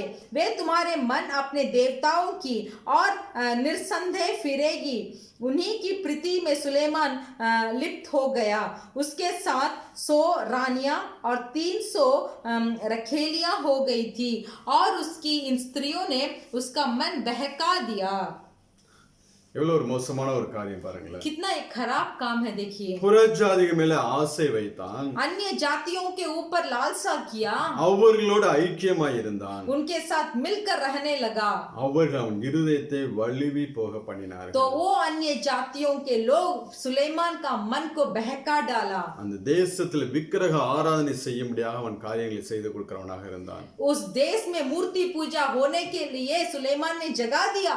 2 தடவை சொப்பனத்துல வந்து ஆண்டவர் அவனை எச்சரித்த போதிலும் அவன் அதை விட்டு வெளியே வரவில்லை. सुलेमान के सपना में 2 बार परमेश्वर ने आके उसको चितौनी दी, फिर भी उसने नहीं माना। அதன் நிமித்தம் தான் அவனுடைய பிள்ளைகளுடைய நாட்கள்ல இஸ்ரவேல் தேசத்தை 10 கோத்திரம் தனியாகவும் 2 கோத்திரம் தனியாகவும் பிரிக்க ஆரம்பிச்சார். इसीलिए सुलेमान के दिनों में परमेश्वर ने उस इजराइल देश को 10 गोत्र से अलग किया। அவனுடைய பிள்ளைகளுடைய நாட்கள்ல सुलेमान के बच्चों के दिनों में परमेश्वर ने उस इजराइल लोगों को 10 गोत्र बनकर अलग कर दिया। அப்ப இந்த உலகம் நம்மளை இழுக்க ஆரம்பிக்கும் போது, ऐसा है कि जब संसार हमें लालसा की तरफ खींचेगी, இந்த உலகத்தின் காரியங்கள் மேல் நாம் ஆசை வைக்க ஆரம்பிக்கும் போது, जब इस संसारिक चीजों के ऊपर हम पसंद करने लगेंगे, உடனே நாம் வெட்டி போட வேண்டும். तुरंत उसको काट डालना चाहिए। எந்த ஒரு காரியம் தேவனுக்கு பிரியமில்லாததோ, जो कुछ काम परमेश्वर के लिए अप्रिय है, தேவனுக்கு நமக்கும் அது ஒரு டிஸ்டன்ஸை கொண்டு வரக்கூடிய காரியமா இருந்தால், अगर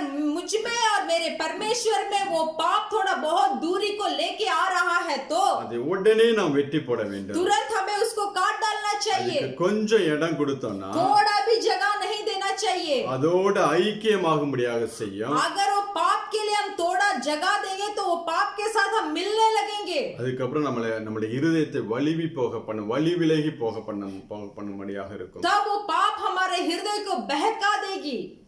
அதான் இங்க சாலமோன் வாழ்க்கையில் நடந்துச்சு. तो यही चीज सुलेमान का जीवन में भी होता है। அவன் ஆசையெல்லாம் நிறைவேற்றினான். वो अपना लालसा को पूरा किया। அந்த வாழ்க்கையின் கடைசி நாட்கள் உட்கார்ந்து யோசிக்கும் போது, जब अपने सुलेमान के अंतिम दिनों में जब बैठकर वो सोच रहा है, எல்லாம் மாயையாக இருக்கிறது. सब कुछ व्यर्थ था। இந்த மாயையான காரியத்துக்காக என் பிரயாசங்களை நான் செலவிட்டேனே என்று சொல்லி வேதனைப்பட ஆரம்பிச்சான். तो वो बहुत दुख उठाने लगे कि इन व्यर्थ चीजों के लिए ही मैंने बहुत प्रयास उठाया। எல்லாம் என் இருதயத்தை இருதயத்துக்கு சஞ்சலமாய் காணப்படுகிறது என்று சொல்லி ये சொன்னார். सब चीजें जो मैंने व्यर्थ से किया था उसको सोचने के समय वो सब मेरे मन को दुख पहुंचा रहा है। சில நேரங்கள்ல कुछ समयों में தேவன் நமக்குள்ள சில விருப்பங்களை உண்டாக்குறவராக இருக்கிறார். परमेश्वर खुद हमारे मन में कुछ इच्छा को देते हैं। அந்த விருப்பங்களை நாம் தேவ சமூகத்தில் வைத்து செபிக்கும் போது जब उस इच्छाओं को हम परमेश्वर के सम्मुख में रखकर अगर हम प्रार्थना करेंगे தேவனே அதை நிறைவேற்றி கொடுக்கிறவராக तो இருக்கிறார். परमेश्वर खुद ही उसको पूरा कर कर देते हैं। அது தேவன் நமக்குள்ள செய்கையும் விருப்பத்தையும் உண்டாக்கும் போது அந்த மாதிரி காரியங்களை ஆசீர்வதிச்சு கொடுப்பார். तो अगर एक इच्छा परमेश्वर के अनुसार हमारे मन में होती है तो वो परमेश्वर ही खुद उसको पूरा कर कर भी देंगे। ஆனா நாம் ஏதாவது ஒரு காரியத்தை பார்த்து அதன் மேல இச்சை வைத்து अगर कुछ चीज को देखकर उसके ऊपर हम अगर इच्छा रखते हैं அதை நாடும்படியாக அதை நிறைவேற்றும்படியாக நாம் பிரயாசப்படும் போது अगर वो जो पसंदीदा चीज को हम पाने के लिए या उसको हमारे पास लेके आने के लिए कुछ प्रयास अगर उठाते हैं அது நம்மளை வழி விலகி போக பண்ணும். तो वो तरीके के काम हमें बहका देगी। நாம் ஜாக்கிரதையாக இருக்க तो வேண்டும். हमें थोड़ा चतुराई से रहना चाहिए। நாம் அப்போஸ்தலன் பவுலை போல நாம் வாழ வேண்டும். प्रेरित पौलुस की तरह हमें जीना चाहिए। இந்த உலகத்துடைய ஆசை இச்சைகள் எல்லாவற்றையும் சிலுவையில் அறைகிற பிள்ளைகளாக இருக்க வேண்டும். इस संसारिक की आशाएं इच्छाएं जो है उसको सब हमें क्रूस में चढ़ाना चाहिए। அப்பதான் நம்மளோட வாழ்க்கையின் முடிவுல நாமும் ஒரு நல்ல ஒரு ஸ்டேட்மெண்ட் கொடுக்க முடியும். तभी हमारे जीवन के अंतिम दिनों में हम भी एक अच्छे बयान को दे सकेंगे। நம்மளுடைய சந்ததிகளுக்கு அதை ஒரு தரிசனமாக நாம் வைத்து போக முடியும். हमारे संतानों के लिए वो एक दर्शन की तरह हम रख कर जा सकते हैं। இப்ப ரெண்டாவதா நாம் சாலமோனோட வாழ்க்கையில பார்த்தோம் என்றால் दूसरा हम सुलेमान की जिंदगी में क्या देखेंगे? நம்ம எடுத்துக்கொள்ளும் பிரசங்கியின் 2ஆம் அதிகாரத்தை हम निकालेंगे सबोपदेशक का पुस्तक 2 अध्याय 4 முதல் 6 वரை உள்ள वचनங்களை வாசிக்கலாம். 4 से लेकर 6 तक हम पढ़ेंगे। मैंने बड़े बड़े काम किए, मैंने अपने लिए घर बनवा लिया और अपने लिए दाख की बारियां लगवाई। मैंने अपने लिए बारियां और बाग लगवा लिया और उनमें भांति भांति के फलदायी वृक्ष लगाए। मैंने अपने लिए कुंड खुदवा लिया कि उनसे वह वन सींचा जाए जिसमें पोछे लगाए जाते थे। இங்கே அடுத்து சாலமோன் சொல்கிறார், या सुलेमान राजा बोलते हैं நான் பெரிய வேலைகளை செய்தேன், मैंने बड़ा बड़ा काम किया, எனக்காக வீடுகளை கட்டினேன், मैंने अपने लिए घर बनवा लिया எனக்காக தோட்டங்களையும் சிங்கார வனங்களையும் உண்டாக்கினேன், और अपने लिए दाग की बारियां लगवाई குளங்களை உண்டு பண்ணினேன் என்று சொல்லுகிறான். और मैंने वहां कुंड भी खुदवा दिया।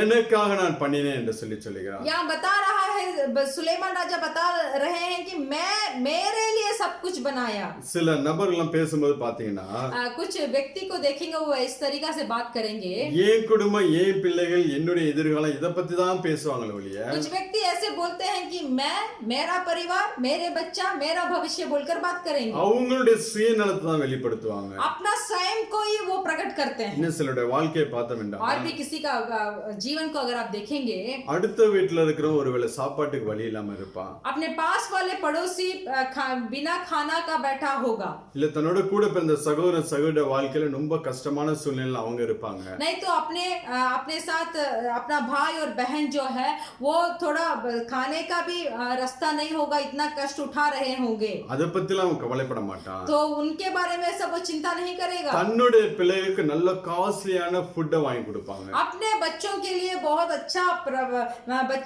बच्चों के लिए अच्छा पदार्थ को खाने के लिए मांग कर लाएंगे। அடுத்த ஒருவேளை சாப்பாட்டுக்கு வழி இல்லாம இருப்பான். दूसरा ऐसा होंगे कि एक समय का खाना भी उन्हें नहीं होगा। ஒருவேளை சாப்பாட்டுக்கு செலவு பண்ண அவன் 3 வேளை அவன் சாப்பிடலாம். அந்த மாதிரி வாழ்க்கை.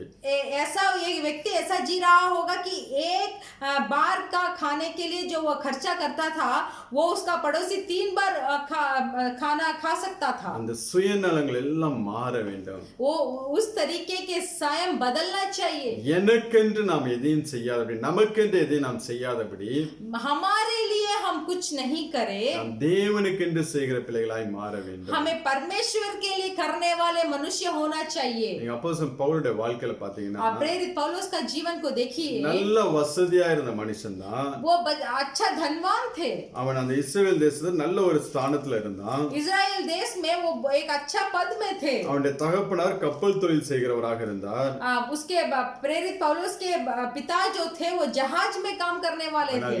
இயேசுவுக்காக எல்லாவற்றையும் குப்பையும் தூசியுமாக நஷ்டமண்டு விட்டேன் என்று சொல்லுகிறார். फिर भी यीशु मसीह के लिए सबको कचड़ा है बोलकर छोड़कर बाहर आए. வாசிக்கலாம் பிலிப்பியர் 3ஆம் அதிகாரம் आप पढ़ सकते हैं फिलिपियों का पुस्तक उसका 3रा अध्याय 7-8 वचनத்தை வாசிக்கலாம். उसका 7 और 8 हम पढ़ेंगे. परंतु जो जो बातें मेरे लाभ की थी उन्हीं को मैंने मसीह के कारण हानि समझ लिया है, वरन मैं अपने प्रभु यीशु मसीह यीशु की पहचान की उत्तमता के कारण सब बातों को हानि समझता हूँ, जिसके कारण मैंने सब वस्तुओं की हानि उठाई और उन्हें कूड़ा समझता हूँ, जिसमें मैं मसीह को प्राप्त करूँ. குப்பையின் நஷ்டமண்டு ओके 11वां वचन वासिए. 11वां वचन कि मैं किसी भी रीति से मरे हुओं में से जी उठने के पद तक पहुंचूं. அவருக்காக எல்லாவற்றையும் நஷ்டமண்டு விட்டேன். அதுதான் பிரதர் இது இருக்கு. அது எத்தனாவது வசனம் பிரதர்? 11.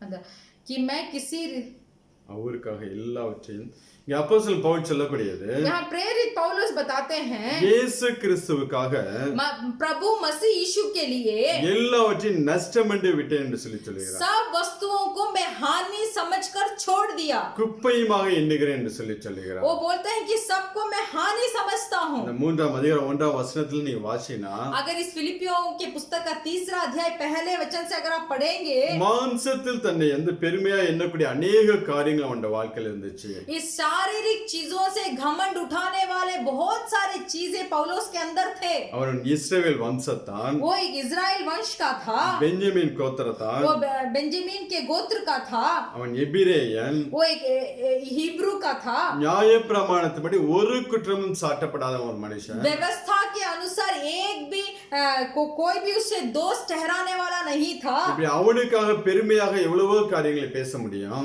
ऐसे अपने आप के बारे में घमंड कर बहुत सारे बात कर सकता था. அது எல்லாவற்றையும் குப்பையின் நஷ்டம் என்று விட்டேன் என்று சில அப்போஸ்தலன் फिर भी वो सबको परमेश्वर के लिए हानि बोलकर छोड़ दिया, नष्ट समझकर छोड़ दिया. எனக்காக என்று சொல்லி அவன் ஒன்றையும் சேர்த்து வைக்காதபடிக்கு अपने आप के लिए उन्होंने कुछ भी इकट्ठा नहीं किया. தன் தகப்பன் வீட்டில் உள்ள எல்லா காரியங்களையும் விட்டு தேவனுடைய ஊழியத்துக்கு என்று வந்த மனுஷன் अपने पिता के घर पे सब काम को छोड़कर परमेश्वर के सेवकाई करने के लिए चले आए वाले मनुष्य थे पौलुस. அதனால அந்த ஓட்டத்தை முடிக்கும் போது அவன் அதை சந்தோஷத்தோட நான் முடிக்கிறேன் என்று சொல்லி சொல்லுகிறான். इसलिए जब अपने जीवन के अंतिम दिनों में अपना दौड़ को खत्म करते समय बोला कि मैंने जय के साथ इसको खत्म किया. அந்த ஓட்டத்தை ஜெயத்தோட நான் முடிக்கிறேன், நீதியின் கிரீடம் எனக்காக வைக்கப்பட்டிருக்கு என்று சொல்லி சொல்லுகிறான். वो बोलते हैं कि इस दौड़ को मैं जय के साथ में खत्म किया हूँ, धर्म का मुकुट मेरे लिए रखा गया है. ஆனால் நீங்க சாலமோனை பாருங்க, फिर भी आप सुलेमान को देखिए, மாம்சத்துக்கு அதிக முக்கியத்துவம் கொடுத்து शारीरिक चीजों के लिए बहुत प्रथम स्थान दिया. உலக காரியங்களை அனுபவிக்கும்படியாக அதிக நேரங்களை செலவு பண்ணின மனுஷன் इस संसारिक चीजों को भुगतने के लिए बहुत समय को बिताया था सुलेमान ने. கடைசில சொல்ல எல்லாம் எனக்கு மனதுக்கு சஞ்சலமாய் காணப்படுகிறது. फिर भी अंतिम में बोलते हैं ये सब चीजें मेरे हृदय में बहुत, ये सब चीजों को जब मैं देख रहा हूँ वो सब व्यर्थ है. இன்னும் நாம் தேவன் நமக்கு எதையெல்லாம் கொடுத்திருக்கிறாரோ और भी परमेश्वर ने हमें जो कुछ दिया हो அதையெல்லாம் அவருக்கு பிரயோஜனமாக நாம் செலவு பண்ணுகிற பிள்ளைகளாக இருக்க வேண்டும். जो परमेश्वर हमारे लिए दिया हो उसको सब हमें परमेश्वर के लिए खर्चा करने में तुले जाना चाहिए. தேவன் நமக்கு கொடுத்த பிள்ளைகளை परमेश्वर जो बच्चे हमें दिए हैं நாம் தேவனுக்கென்று வளர்க்கிறவர்களாக இருக்க வேண்டும். तो हमें उनको परमेश्वर के लिए ही पाल पोस कर बड़ा करना है. நம்முடைய பிள்ளைகளை நமக்கென்று நாம் வளர்க்க கூடாது. हमारे बच्चों को सिर्फ हमारे लिए उन्हें बड़ा नहीं करना है. நம்ம பிள்ளை நல்லா படிக்க வைக்கணும், हमारे बच्चों को हमें अच्छा से पढ़ाई देना है, நல்ல வேலைக்கு போக வேண்டும், वो एक अच्छा काम में जाना है, எதிர்காலத்துல நம்மளை வைத்து அதை பார்த்துக் கொள்ள வேண்டும் என்று சொல்லி भविष्य में वो बच्चा मुझे रखकर अच्छा से देखना चाहिए बोलकर நமக்கென்று வளர்க்க கூடாது. वो बच्चे लोगों को हमारे लिए उन्हें पाल पोस कर बड़ा नहीं करना நம்முடைய चाहिए. பிள்ளைகளை தேவனுக்கென்று வளர்க்க ஆரம்பிக்க வேண்டும். हमारे बच्चों को परमेश्वर परमेश्वर के लिए पाल पोस कर बड़ा करना चाहिए। நல்லா படிக்க வைங்க. अच्छा से उनको पढ़ाई दीजिए। எவ்வளவு ஹை குவாலிஃபிகேஷன் எஜுகேஷன் கொடுக்க முடியுமோ கொடுங்க. जितना तक एक अच्छा पढ़ाई उनको देना है उतना तक उन्हें दीजिए। ஆனா அதே நேரத்துல உங்க இதயத்துல ஒரு ஜெபம் இருக்க வேண்டும். उसी समय आपके हृदय में एक प्रार्थना होना चाहिए। ஆண்டவரே என் பிள்ளை நல்லா படிச்சிட்டு परमेश्वर मेरे बच्चा अच्छा से पढ़कर உங்க ஊழியத்தை செய்யணும். आपके सेवकाई को करना है। அதை உங்க பிள்ளையோட வாழ்க்கையில சொல்லி சொல்லி வளர்க்க வேண்டும். तो ये बातों को अपने बच्चों को बोल बोल कर उन्हें सिखाइए। நீ எங்க இருந்தாலும் தேவனுடைய ஊழியத்தை செய்ய வேண்டும் என்று சொல்லி तू जहां कहीं भी होगा परमेश्वर का सेवकाई को तुझे करना है बोलकर நீங்க சொல்லி வளர்க்கும்போது जब आप इसको बोलकर उन्हें समझाएंगे பின் நாட்கள்ல आने वाले पिछले दिनों में அது தேவனுக்கும் பிரயோஜனமா இருக்கும். वो परमेश्वर का भी उपयोग होगा। அந்த பிள்ளை உங்களுக்கும் பிரயோஜனமா இருக்கும். तो आपको भी वो प्रयोग होगा। உங்களுக்கு என்று நீங்க வளர்த்தீங்கன்னா अगर सिर्फ आपके लिए उसको बच्चों को पाल पोस कर बड़ा किए तो பின் நாட்கள் அது நம்முடைய மனதுக்கு சஞ்சலமாக கூட மாறிவிடும். तो आने वाले दिनों में हमारा हृदय के लिए वो बहुत दुख होगा। இன்னைக்கு எத்தனையோ காரியங்கள் எத்தனையோ குடும்பத்தை நாம் கேள்விப்படுகிறோம். आज कितना परिवार को कितना कुटुंब को बारे में हम सुनते हैं தன் பெற்றோர்களை கொண்டு போய் ஒரு ஆர்ஃபனேஜ்ல ஒரு ஹோம்ல விடுறார்கள். अपने खुद के माँ बाप को लेके जाकर एक अनाथ आश्रम में छोड़ते हैं। எத்தனையோ பெற்றோர்களை ரோட்ல விட்டு விட்டு போய் விடுகிறார்கள். कितने माँ बाप है जिनको वो रास्ता में छोड़कर चले जाते हैं। ஆனா நாம் தேவனுக்கென்று வளர்த்தோம் என்றால் अगर हमारे बच्चों को हम परमेश्वर के लिए पाल पोसेंगे तो அந்த பிள்ளை தேவனுக்கும் பிரயோஜனமா இருக்கும். तो वो बच्चा परमेश्वर का भी उपयोग होगा। கடைசி நாட்கள் நம்மளையும் வச்சு அவர்கள் பராமரிப்பார்கள். अंतिम दिनों में हमें भी रखकर हमारा शुद्धि लेंगे वो। அதாவது அப்போஸ்தலன் பவுல் கலாத்தியர் சொல்லும்போது इसलिए प्रेरित पौलुस गलातियों में बताते समय நீங்கள் எதை செய்தாலும் जो भी आप करेंगे அதை கர்த்தருக்கென்று நல் மனதோடு செய்யுங்க என்று சொல்லுகிறார். वो परमेश्वर के लिए एक अच्छा मन से होकर कीजिए। எதுவாக இருந்தாலும் தேவனுக்கென்று நம்ம முக்கியத்துவப்படுத்தி வாழ வேண்டும். जो कुछ भी होगा हम परमेश्वर को ही प्रथम स्थान में रखकर हमें काम को करना चाहिए। இங்கே சாலமோன் சொல்ல எனக்காக நான் வீடுகளை கட்டினேன் எனக்காக தோட்டங்களை உண்டாக்கினேன் என்று சொல்ல यहाँ सुलेमान राजा बोलते हैं कि मेरे लिए मैंने घर बनाया, मेरे लिए मैंने बारियों को बनाया। கடைசில அவன் சொல்லிட்டான் எல்லாம் மாயை. अंत में सुलेमान राजा बोले कि सब व्यर्थ है। இந்த பூமியில நீங்க வாழ்கிற நாட்கள்ல ये संसार में जो दिन में ये संसार में जो आप जी रहे हैं உங்களுடைய காரியங்களை மாத்திரம் முக்கியத்துவப்படுத்தி வாழ்ந்தீங்கன்னா अगर आपके काम के बारे में ही उसको ही मुख्य बनाकर अगर आप जी रहे हैं तो அதாவது நல்லா சம்பாதிக்கணும் வீடு கட்ட வேண்டும் இடங்களை வாங்க வேண்டும் என்று சொல்ல அது மாத்திரம் உங்களுடைய குறிக்கோளா இருந்தால் अगर आपका निशाना ऐसे हो सकता है कि मुझे अच्छा से रहना है, मुझे घर बनाना है, मुझे थोड़ा खेती खरीदना है, ऐसे सब अपने बारे में सोचकर अगर आप जी रहे हैं तो அது கடைசில உங்களுக்கே மனதுக்கு சஞ்சலமாய் மாறிவிடும். तो आखिरी में देखेंगे तो वही काम जो आप सोच रहे थे वही काम आपके हृदय के लिए व्यर्थ हो जाएगा। நீங்க தாவீது ராஜாவோட வாழ்க்கையில பாத்தீங்கன்னா अब दाऊद राजा का जीवन में अगर आप देखेंगे 1 நாளாகமம் 29ஆம் அதிகாரம் पहला इतिहास का पुस्तक उसका 24 अध्याय 3வது வசனத்தை நாம் வாசிக்கலாம். उसका 3रा वचन हम पढ़ेंगे। दाऊद ने एलियाजार के वंश के 1 நாளாகமம் 29:3 सॉरी उसका 29 अध्याय का 3रा वचन।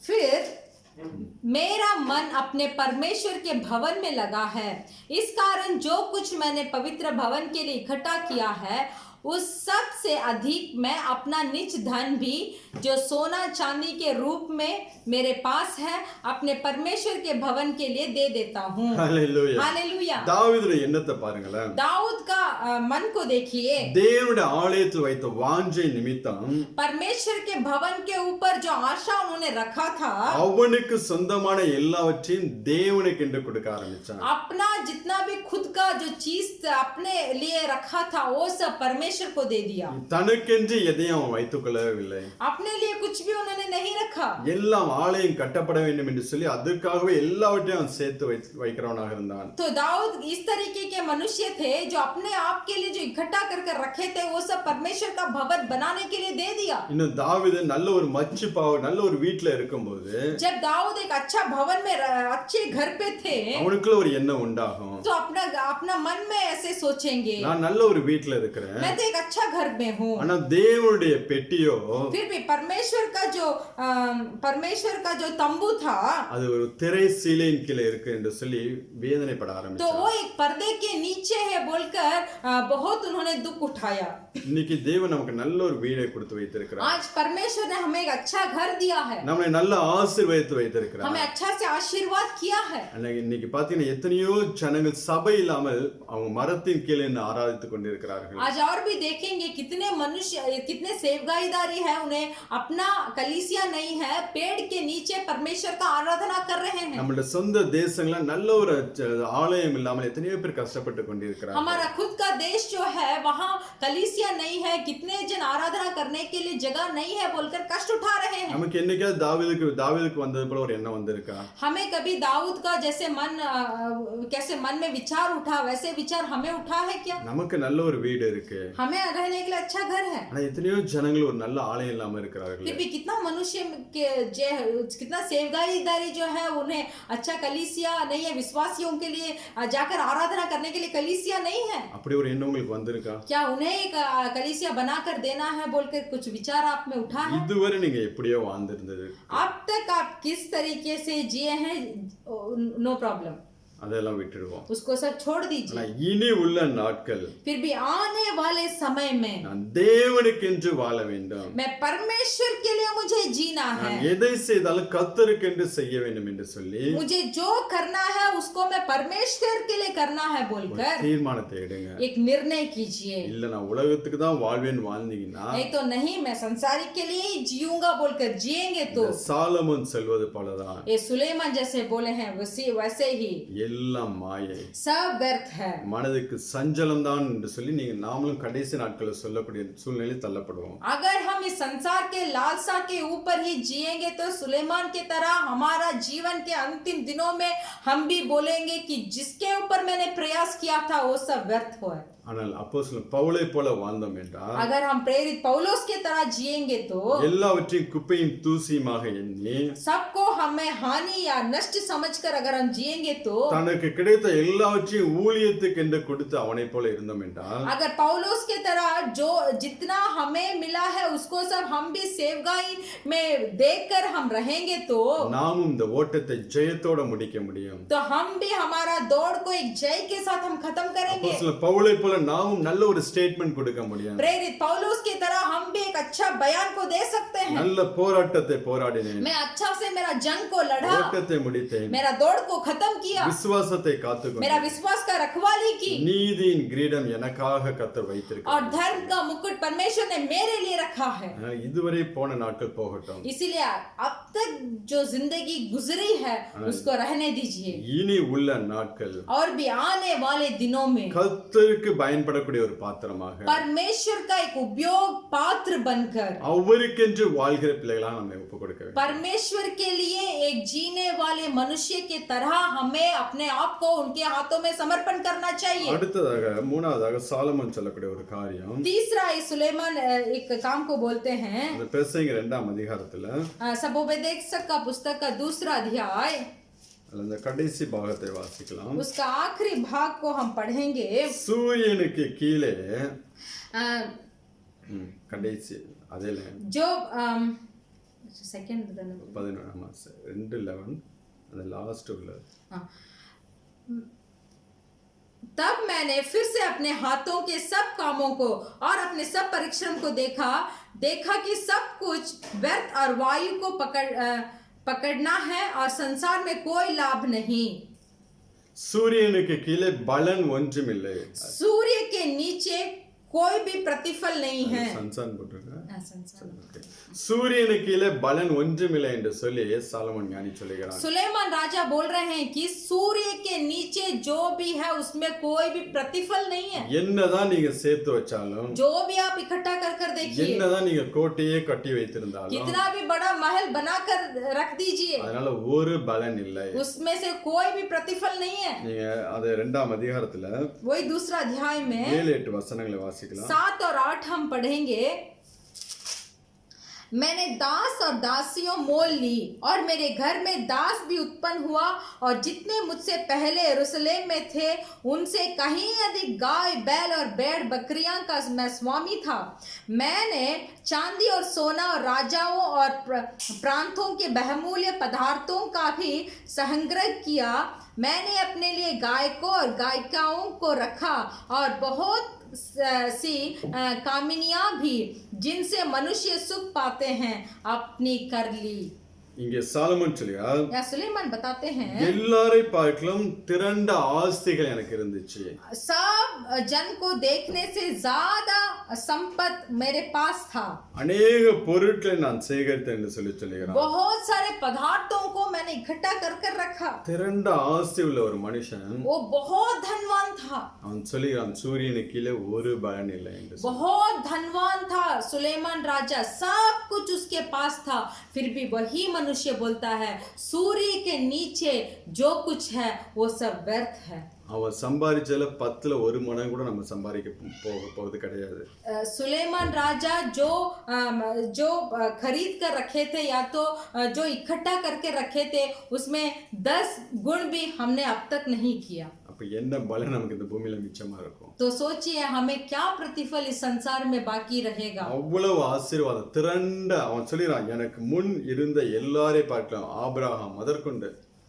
तो यहाँ सुलेमान ने बोले मेरे पहले जितनों ने जिया था उनसे भी ज्यादा आस्तियों को मैंने अपने लिए इकट्ठा किया है। ஏன்னா தேவனே அவனை ஐஸ்வரியத்தால் ஆசீர்வதித்தார். क्योंकि परमेश्वर खुद ही सुलेमान का जिंदगी को धन से भरा, संपत्तियों से भरा, आशीर्वादों से भरा। அவன் சொல்லுறான், சூரியனுக்கு கீழே ஒரு பலன் இல்லை. फिर भी वो सुलेमान राजा बोलते हैं कि सूर्य के नीचे किसी का भी प्रतिफल नहीं। ஏன்னா நீ வாசிக்கலாம் 2 பேதுரு, क्योंकि आप पढ़ सकते हैं दूसरा पत्रस 3ஆம் அதிகாரம் उसका 3रा अध्याय 10-11 वचनங்களை वासिக்கலாம். 10 और 11 हम पढ़ेंगे।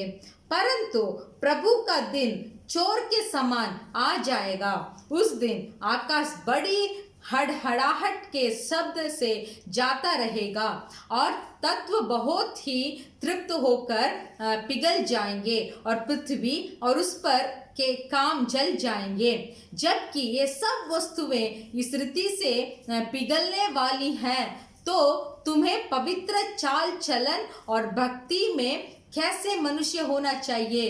Hallelujah, hallelujah. கர்த்தருடைய நாள் வரும்போது, जब प्रभु का दिन आएगा, கர்த்தர் வரும்போது, जब परमेश्वर आएंगे, இப்பொழுது இருக்கக்கூடிய இந்த வானம் பூமி எல்லாம் மடமடவென்று சொல்லி அகன்று போகுமாம்.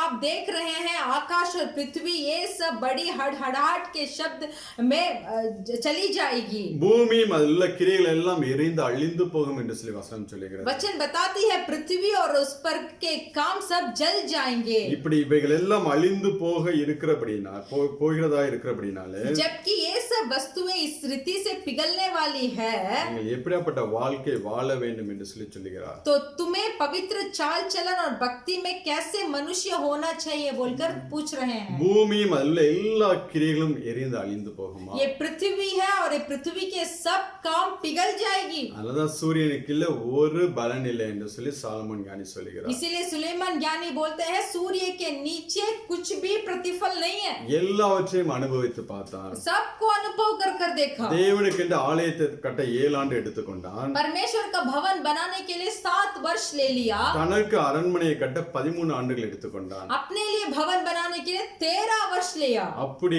13 வருஷம் கட்டின அரண்மனை, तो वो जो सुलेमान राजा का महल जो था वो महल 13 वर्ष तक बनाया गया। அதனாலே ஒரு பலன் இல்லை என்று சொல்லுகிறான். तो फिर भी वो महल के वजह से कोई प्रतिफल नहीं है। நம்ம அவ்வளவு பெரிய அரண்மனையை கட்ட போறோம்? क्या हम उतना बड़ा महल बनाएंगे क्या? இந்த பூமிக்குள்ள காரியங்களையே அதுக்காகவே அழுது புலம்பிக்கிட்டு, हम इस संसारिक चीजों के लिए ही बड़बड़ा रहे हैं, रो रहे हैं। அதுக்காண்டி நீங்க வீடு கட்டக்கூடாதுன்னு சொல்லல. इसीलिए मैं ऐसे नहीं बता रहा हूँ कि आप घर मत बनाइए, வீடு கட்டுங்க, आप घर बनाइए, நீங்க பிள்ளைகளுக்கு சேர்த்து வைங்க. आप अपने बच्चों के लिए कमा कर रखिए, ஆனால் அதே நேரத்துல फिर उसी समय में தேவனுக்கென்றும் எதையாவது செய்யுங்க. परमेश्वर के लिए कुछ काम कीजिए, உங்களுக்கு மாத்திரம் நீங்க சேர்த்து வைக்கிறவளா இல்லாதபடி காத்துக்கொள்ளுங்கள். अपने आप के लिए इकट्ठा करने से थोड़ा बच कर रहिए। ஆண்டவரே இயேசு கிறிஸ்து परमेश्वर यीशु मसीह மத்தேயு 6ஆம் அதிகாரம் मत्ती सुसमाचार का पुस्तक का 6वां अध्याय 6ஆம் அதிகாரம் 19 இருந்து 20 வரை உள்ள 21 வரை உள்ள வசனங்களை हम 19 से लेकर 21 वचन तक हम पढ़ेंगे। अपने लिए पृथ्वी पर धन इकट्ठा ना करो, जहाँ कीड़ा और काई बिगाड़ते हैं और जहाँ चोर सेंध लगाते और चुराते हैं, परंतु अपने लिए स्वर्ग में धन इकट्ठा करो, जहाँ ना तो कीड़ा और ना काई बिगाड़ते हैं और जहाँ चोर ना सेंध लगाते और ना चुराते हैं, क्योंकि जहाँ तेरा धन है वहाँ तेरा मन भी लगा रहेगा। ஆண்டவரே இயேசு கிறிஸ்து சொல்கிறார், परमेश्वर यीशु मसीह बताते हैं, பூமியில உங்களுக்கு பொக்கிஷம் சேர்த்து வைக்க வேண்டாம் என்று சொல்லி, अपने लिए पृथ्वी पर धन इकट्ठा ना करो, ஏன்னா இது ஒரு நாள் எல்லாம் அழிந்து போய்விடும். क्योंकि एक दिन सब नष्ट हो जाएगी। ஆனால் உங்கள் பொக்கிஷங்களை நீங்கள் பரலோகத்துல சேர்த்து வைங்க என்று சொல்லுகிறார். फिर भी अपने धन को परलोक में इकट्ठा कर रखो, ஏன்னா அந்த பழைய பூமி பழைய வானம் ஒரு நாள் அது எரிந்து அதோட கிரிகள் எல்லாம் எரிந்து போகும்போது, क्योंकि ये पुराना आकाश और पुराना पृथ्वी जब जल जाएगी, தேவன் இங்கே புதிய வானத்தையும் புதிய பூமியையும் கட்டளையிடுவார். तो परमेश्वर यहाँ नया आकाश और नया पृथ्वी को आज्ञा देंगे। நித்திய காலமாக அந்த புதிய பூமியில புதிய வானத்துல நாம் இருக்க போகிறோம். युगान युग के लिए उस नया पृथ्वी और उस नया भूमि पर भी हम रहेंगे। வாழ்கிற இந்த நாட்கள்ல जो दिन में अभी हम जी रहे हैं, தேவனுக்கென்று நீங்க செய்யக்கூடிய ஒவ்வொரு காரியங்களும் परमेश्वर के लिए जो जो काम आप कर रहे हैं, அந்த புதிய வானத்துல புதிய பூமியில பொக்கிஷமாய் உங்களுக்கு இருக்கும். तो वो नया आकाश में और नया पृथ्वी में आपके लिए संपत्ति बनकर रहेगा। இப்போ ஒரு மாசத்துக்கு எவ்வளவு பெர்சன்டேஜ் நீங்க வந்து பரலோகத்துல சேர்த்து வைக்கிறீங்க? तो हर महीना में कितना गुण पैसा आप परलोक में इकट्ठा कर रहे हैं? ஒவ்வொரு மாசம் எத்தனை பெர்சன்டேஜ்? प्रति महीना कितना गुण? நம்ம சம்பளம் வாங்குறோம், हम तनख्वाह लेते हैं। அல்ல சில பேர் தசமபாகம் கொடுத்து திருப்தி ஆயிடுவாங்க. कुछ लोग ऐसे हैं कि दशांश लेके ही देने के बाद बहुत तृप्त हो जाएंगे। தசமபாகம் கொடுத்துட்டேன், காணிக்கை செலுத்திட்டேன் என்று சொல்லி वो बोलेंगे कि मैंने भेंटी दे दिया, दशांश दे दिया बोलकर सोचेंगे। ஆனால் தசமபாகத்தை நாம் தேவனுடைய ஆலயத்துக்கும் ஆலயத்து பணிக்கும் கொடுக்க வேண்டும். दशांश को हम परमेश्वर के भवन के लिए, भवन के कामों के लिए हमें देना चाहिए। அது இல்லாம சில பெர்சன்டேஜ் எடுத்து தேவனுடைய ஊழியத்துக்கு நாம் கொடுக்க வேண்டும். सिर्फ वही नहीं, हम थोड़ा पैसा को लेकर हमें परमेश्वर की सेवकाई में भी देना चाहिए। தேவனுடைய ஆலயங்கள் கட்டப்பட நாம் கொடுக்க வேண்டும். परमेश्वर की भवन बनाने के लिए हमें देना चाहिए। எத்தனையோ மிஷனரிகள் வந்து ரொம்ப கஷ்டப்பட்டு ஊழியம் செய்து கொண்டிருக்கிறார்கள். बहुत मिशनरी लोग जो है वो बहुत कष्ट उठाकर अपना सेवकाई को कर रहे हैं, அவங்களுக்கு நாம் சப்போர்ட் பண்ண வேண்டும். तो उन्हें थोड़ा हमें मदद करना चाहिए। அந்த தசமபாகம் போக அது இல்லாமல் सिर्फ दशांश ही नहीं, ஒரு குறிப்பிட்ட பெர்சன்டேஜ் ஊழியத்துக்கு எடுத்து வைக்க तो வேண்டும். थोड़ा पैसा हमें सेवकाई के लिए भी रखना चाहिए। அதுக்கப்புறம் ஒரு கொஞ்சம் எடுத்து நம்ம வந்து தானம் தர்மம் செய்வதற்கு நாம் எடுத்து வைக்க வேண்டும். तो थोड़ा पैसा उठाकर धर्म करने के लिए भी, हमें दान देने के लिए और धर्म करने के लिए भी हमें देना चाहिए। நீங்க இப்படி செய்யும்போது अगर आप ऐसे करेंगे, ஒவ்வொரு பரலோகத்துல உங்களுக்கு பொக்கிஷமாய் சேர்ந்து கொண்டிருக்கும். तो वो एक एक पैसा परलोक में भी इकट्ठा, धन के तरह इकट्ठा किया जाएगा। அது எல்லாம் தேவன் இந்த புதிய வானத்துல புதிய பூமியில உங்களுக்கு வைத்து ஆசீர்வதிப்பார். तो ये सब धन को उस नया आकाश और नया पृथ्वी में रखकर परमेश्वर आपको आशीष करेंगे। ஆண்டவரே இயேசு கிறிஸ்து சொல்லும்போது, परमेश्वर यीशु मसीह बताते समय, என் நாமத்து நிமித்தம் ஒரு கிளாஸ் தண்ணீர் கொடுத்தா கூட, मेरे नाम के निमित्त अगर आप एक बूंद पानी देंगे भी तो அதற்குண்டான பிரதிபலன் நீங்கள் அடையாமல் போக மாட்டீர்கள் என்று சொல்லுகிறார். तो उसका प्रतिफल पाए बिना आप नहीं जाएंगे। நீங்க தாவீதுடைய வாழ்க்கையில பாத்தீங்கன்னா, दाऊद का जीवन में आप देखिए, தனக்குண்டான எல்லாவற்றையும் தேவனுடைய ஆலயத்துக்கு எழுதி வைத்தான். अपने पास जितना भी था उसको परमेश्वर के भवन के लिए दे दिया। அதனாலதான் தேவன் சாலமோனை ஆசீர்வதிக்கும் போது, तो इसीलिए जब परमेश्वर सुलेमान को आशीर्वाद करते அவன் हैं, கேட்காத ஐஸ்வர்யத்தை கொடுத்து அவனுக்கு ஆசீர்வதித்தார். तो जो धन को सुलेमान परमेश्वर से नहीं मांगा, वो धन को भी सुलेमान को देकर परमेश्वर ने आशीष किया। நீதிமானுடைய சந்ததியை தேவன் ஒரு நாளும் கைவிட மாட்டார். धर्मी के संतान संतानों को परमेश्वर एक दिन भी छोड़ेंगे नहीं। நீதிமான சந்ததி அப்பத்துக்கு அலைந்து திரிந்ததில்லை என்று சொல்லி தாவீது சொல்லுகிறார். दाऊद राजा बताते हैं कि धर्मी के बच्चे जो है वो रोटी के लिए मारते फिरते नहीं है। நீங்க தாவீதின் வம்சத்தை இஸ்ரவேல் தேசத்தில் போய் பாத்தீங்கன்னா दाऊद के वंश को आप इजराइल देश में जाकर देखेंगे, இன்றைய வரைக்கும் தேவன் அவளை ஆசீர்வதித்துக் கொண்டிருக்கிறார். आज तक परमेश्वर उन्हें आशीष करते हैं. ஆபிரகாமுடைய காரியங்கள், अब्राहम का काम, தாவீதுடைய காரியங்களை நினைத்து दाऊद का काम को सोचकर தேவன் இன்றைய வரைக்கும் அந்த தேசத்தை ஆசீர்வதித்துக் கொண்டிருக்கிறார். आज तक परमेश्वर इजराइल देश को आशीष करते आ रहे हैं. அவர்கள் எல்லாம் தங்களுடைய பொக்கிஷங்களை பரலோகத்தில் வைத்தார்கள். वो लोग सब अपने धन को परलोक स्वर्ग में रखा. அதனால்தான் அவளுடைய சந்ததிக்கு தேவைப்படும் போது தேவன் அதை அவளை ஆசீர்வதித்து கொடுக்கிறார். इसीलिए जब उनके वंश को जरूरत पड़ते समय वो उसी को परमेश्वर उन्हें देकर आशीष करते हैं. ஆனால் பூமிக்கென்று நாம் சேர்த்து வைத்தோம் என்றால் अगर इस पृथ्वी के लिए हम सब काम को इकट्ठा कर रखेंगे, ஒரு நாள் அழிந்து போகும். एक दिन नष्ट हो जाएगी. இன்னைக்கு ஒரு 100 வருஷத்துக்கு முன்னாடி பெரிய பணக்காரங்களா இருந்தவங்க இன்னைக்கு எங்க இருக்காங்கன்னு தெரியாது. ऐसा है कि आज के दिन में देखिए 100 साल के पहले जितने भी धनवान थे वो आज नहीं है. ஒரு 50 வருஷத்துக்கு முன்னாடி பாருங்க எவ்வளவு பெரிய பெரிய கோடீஸ்வரர்கள் இருந்தார்கள்.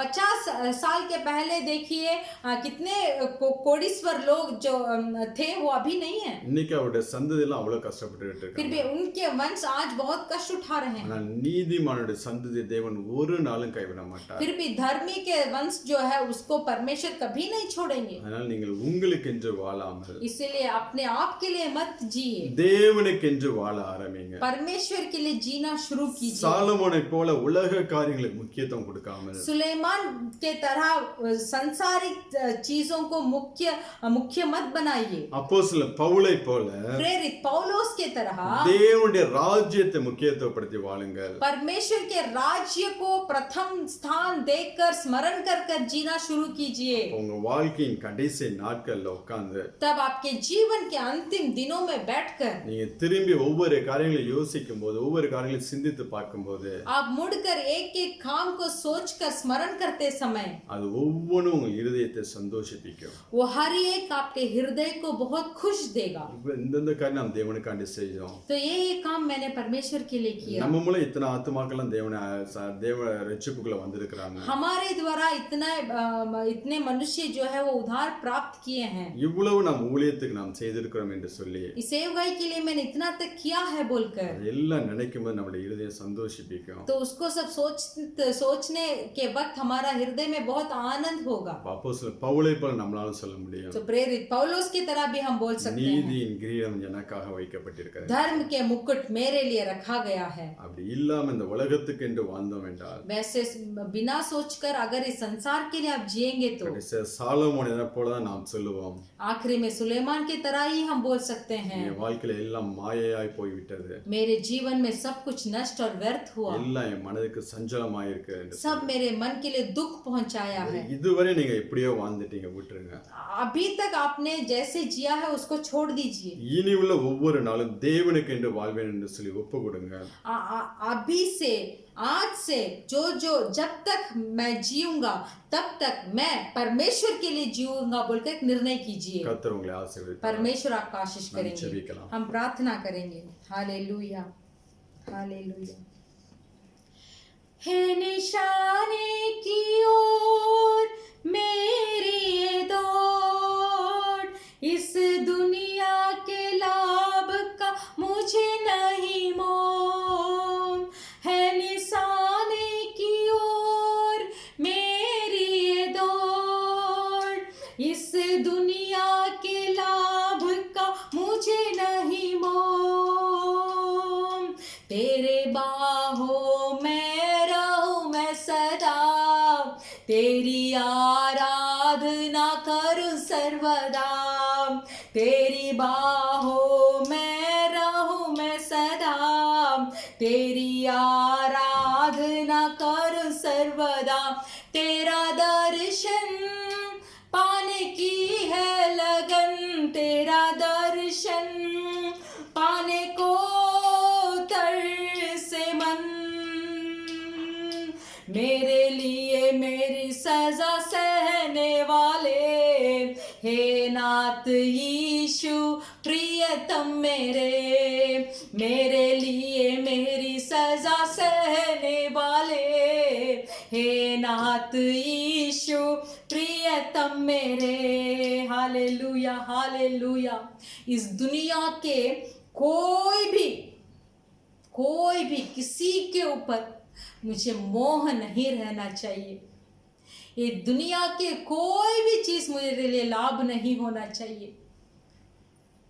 कब तक? जब तक आप खुद ही एक इच्छा को, एक आशा को मेरे मन में भरकर वो आप ही उसको पूरे करने तक इस संसार के कोई भी चीज मुझे लाभ नहीं होना चाहिए। मेरे प्रिय परमेश्वर, जो संदेश आज आपने हमें दिया है उसके लिए हम धन्यवाद करते हैं। हाँ परमेश्वर, सुलेमान ज्ञानी के तरह नहीं, सुलेमान राजा के तरह नहीं, जब वो अंतिम में बैठकर सोचता है जो काम उन्होंने किया, उसको जब सोचता है मैं जो काम वो संसारिक के लालसा को अनुभव करने के लिए जो काम उन्होंने किया था उसके बारे में जब वो सोचते हैं, वो सब मन में व्यर्थ है, नष्ट है बोलकर, वो सब अपने मन को दुख देने वाली है बोलते हैं। परमेश्वर, हमें ऐसा नहीं बोलना चाहिए। हमें प्रेरित पौलुस की तरह बोलना चाहिए कि मेरा दौड़ को, मेरा जंग को मैं अच्छे तरीके से मैं लड़ा हूँ, मेरा दौड़ को मैं दौड़ा हूँ, मेरा विश्वास का मैंने रखवाली किया है। अब मेरे लिए जीवन का मुकुट को परमेश्वर मेरे लिए रखे हैं। हाँ परमेश्वर, इस संदेश को जो आज हमने सुना है उसको हम हृदय के पलकों में लिखकर अभी जैसे जिए थे उसको छोड़कर आपसे जो हम जीने वाले हैं उसको हम आपके लिए जीने के लिए हमें मदद कीजिए परमेश्वर। आपके लिए पहले आपके लिए सेवगाईदारी करना है, आपके लिए बहुत कुछ देना है। जो कष्ट उठा रहे हैं मनुष्य हमारे सामने हैं, उनको हमें देना है। देने का एक हृदय को हमें दीजिए, स्वयं को हमसे निकाल दीजिए। हमारा परिवार, मैं हूँ, मेरा भविष्य मुझे बनाना है, मुझे इकट्ठा करना है, ऐसे अगर हम सोच रहे हैं तो इस तरीके के सोच आज से मेरे से दूर हो जाए।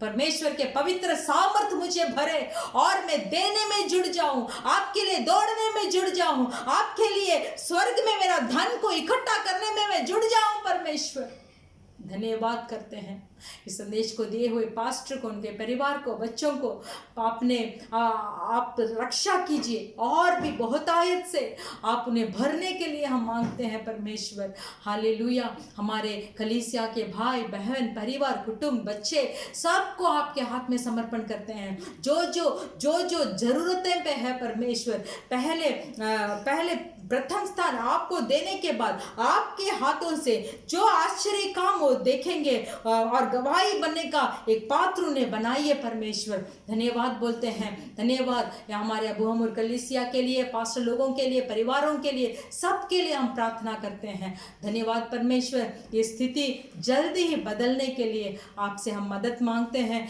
जल्दी हमारे कलीसिया में जाकर हम आराधना करने के लिए हम आप सबको आपके हाथ में समर्पण करते हैं। यीशु मसीह के नाम से मांगते हैं पिता, आमेन। கர்த்தராகிய இயேசு கிறிஸ்துவின் கிருபையும் हमारे यीशु मसीह का कृपा, பிதாவாகிய தேவனுடைய அன்பும் पिता परमेश्वर का प्रेम பரிசுத்த ஆவியின் அந்யோன்ய ஐக்கியம் और पवित्र आत्मा का सौभाग्यता இன்றும் இன்று நம் அனைவரோடு கூட இருப்பதாக आज और हर पल हमारे साथ होते रहे। Amen amen. Hallelujah hallelujah hallelujah hallelujah. जय मसीह। जय मसीह।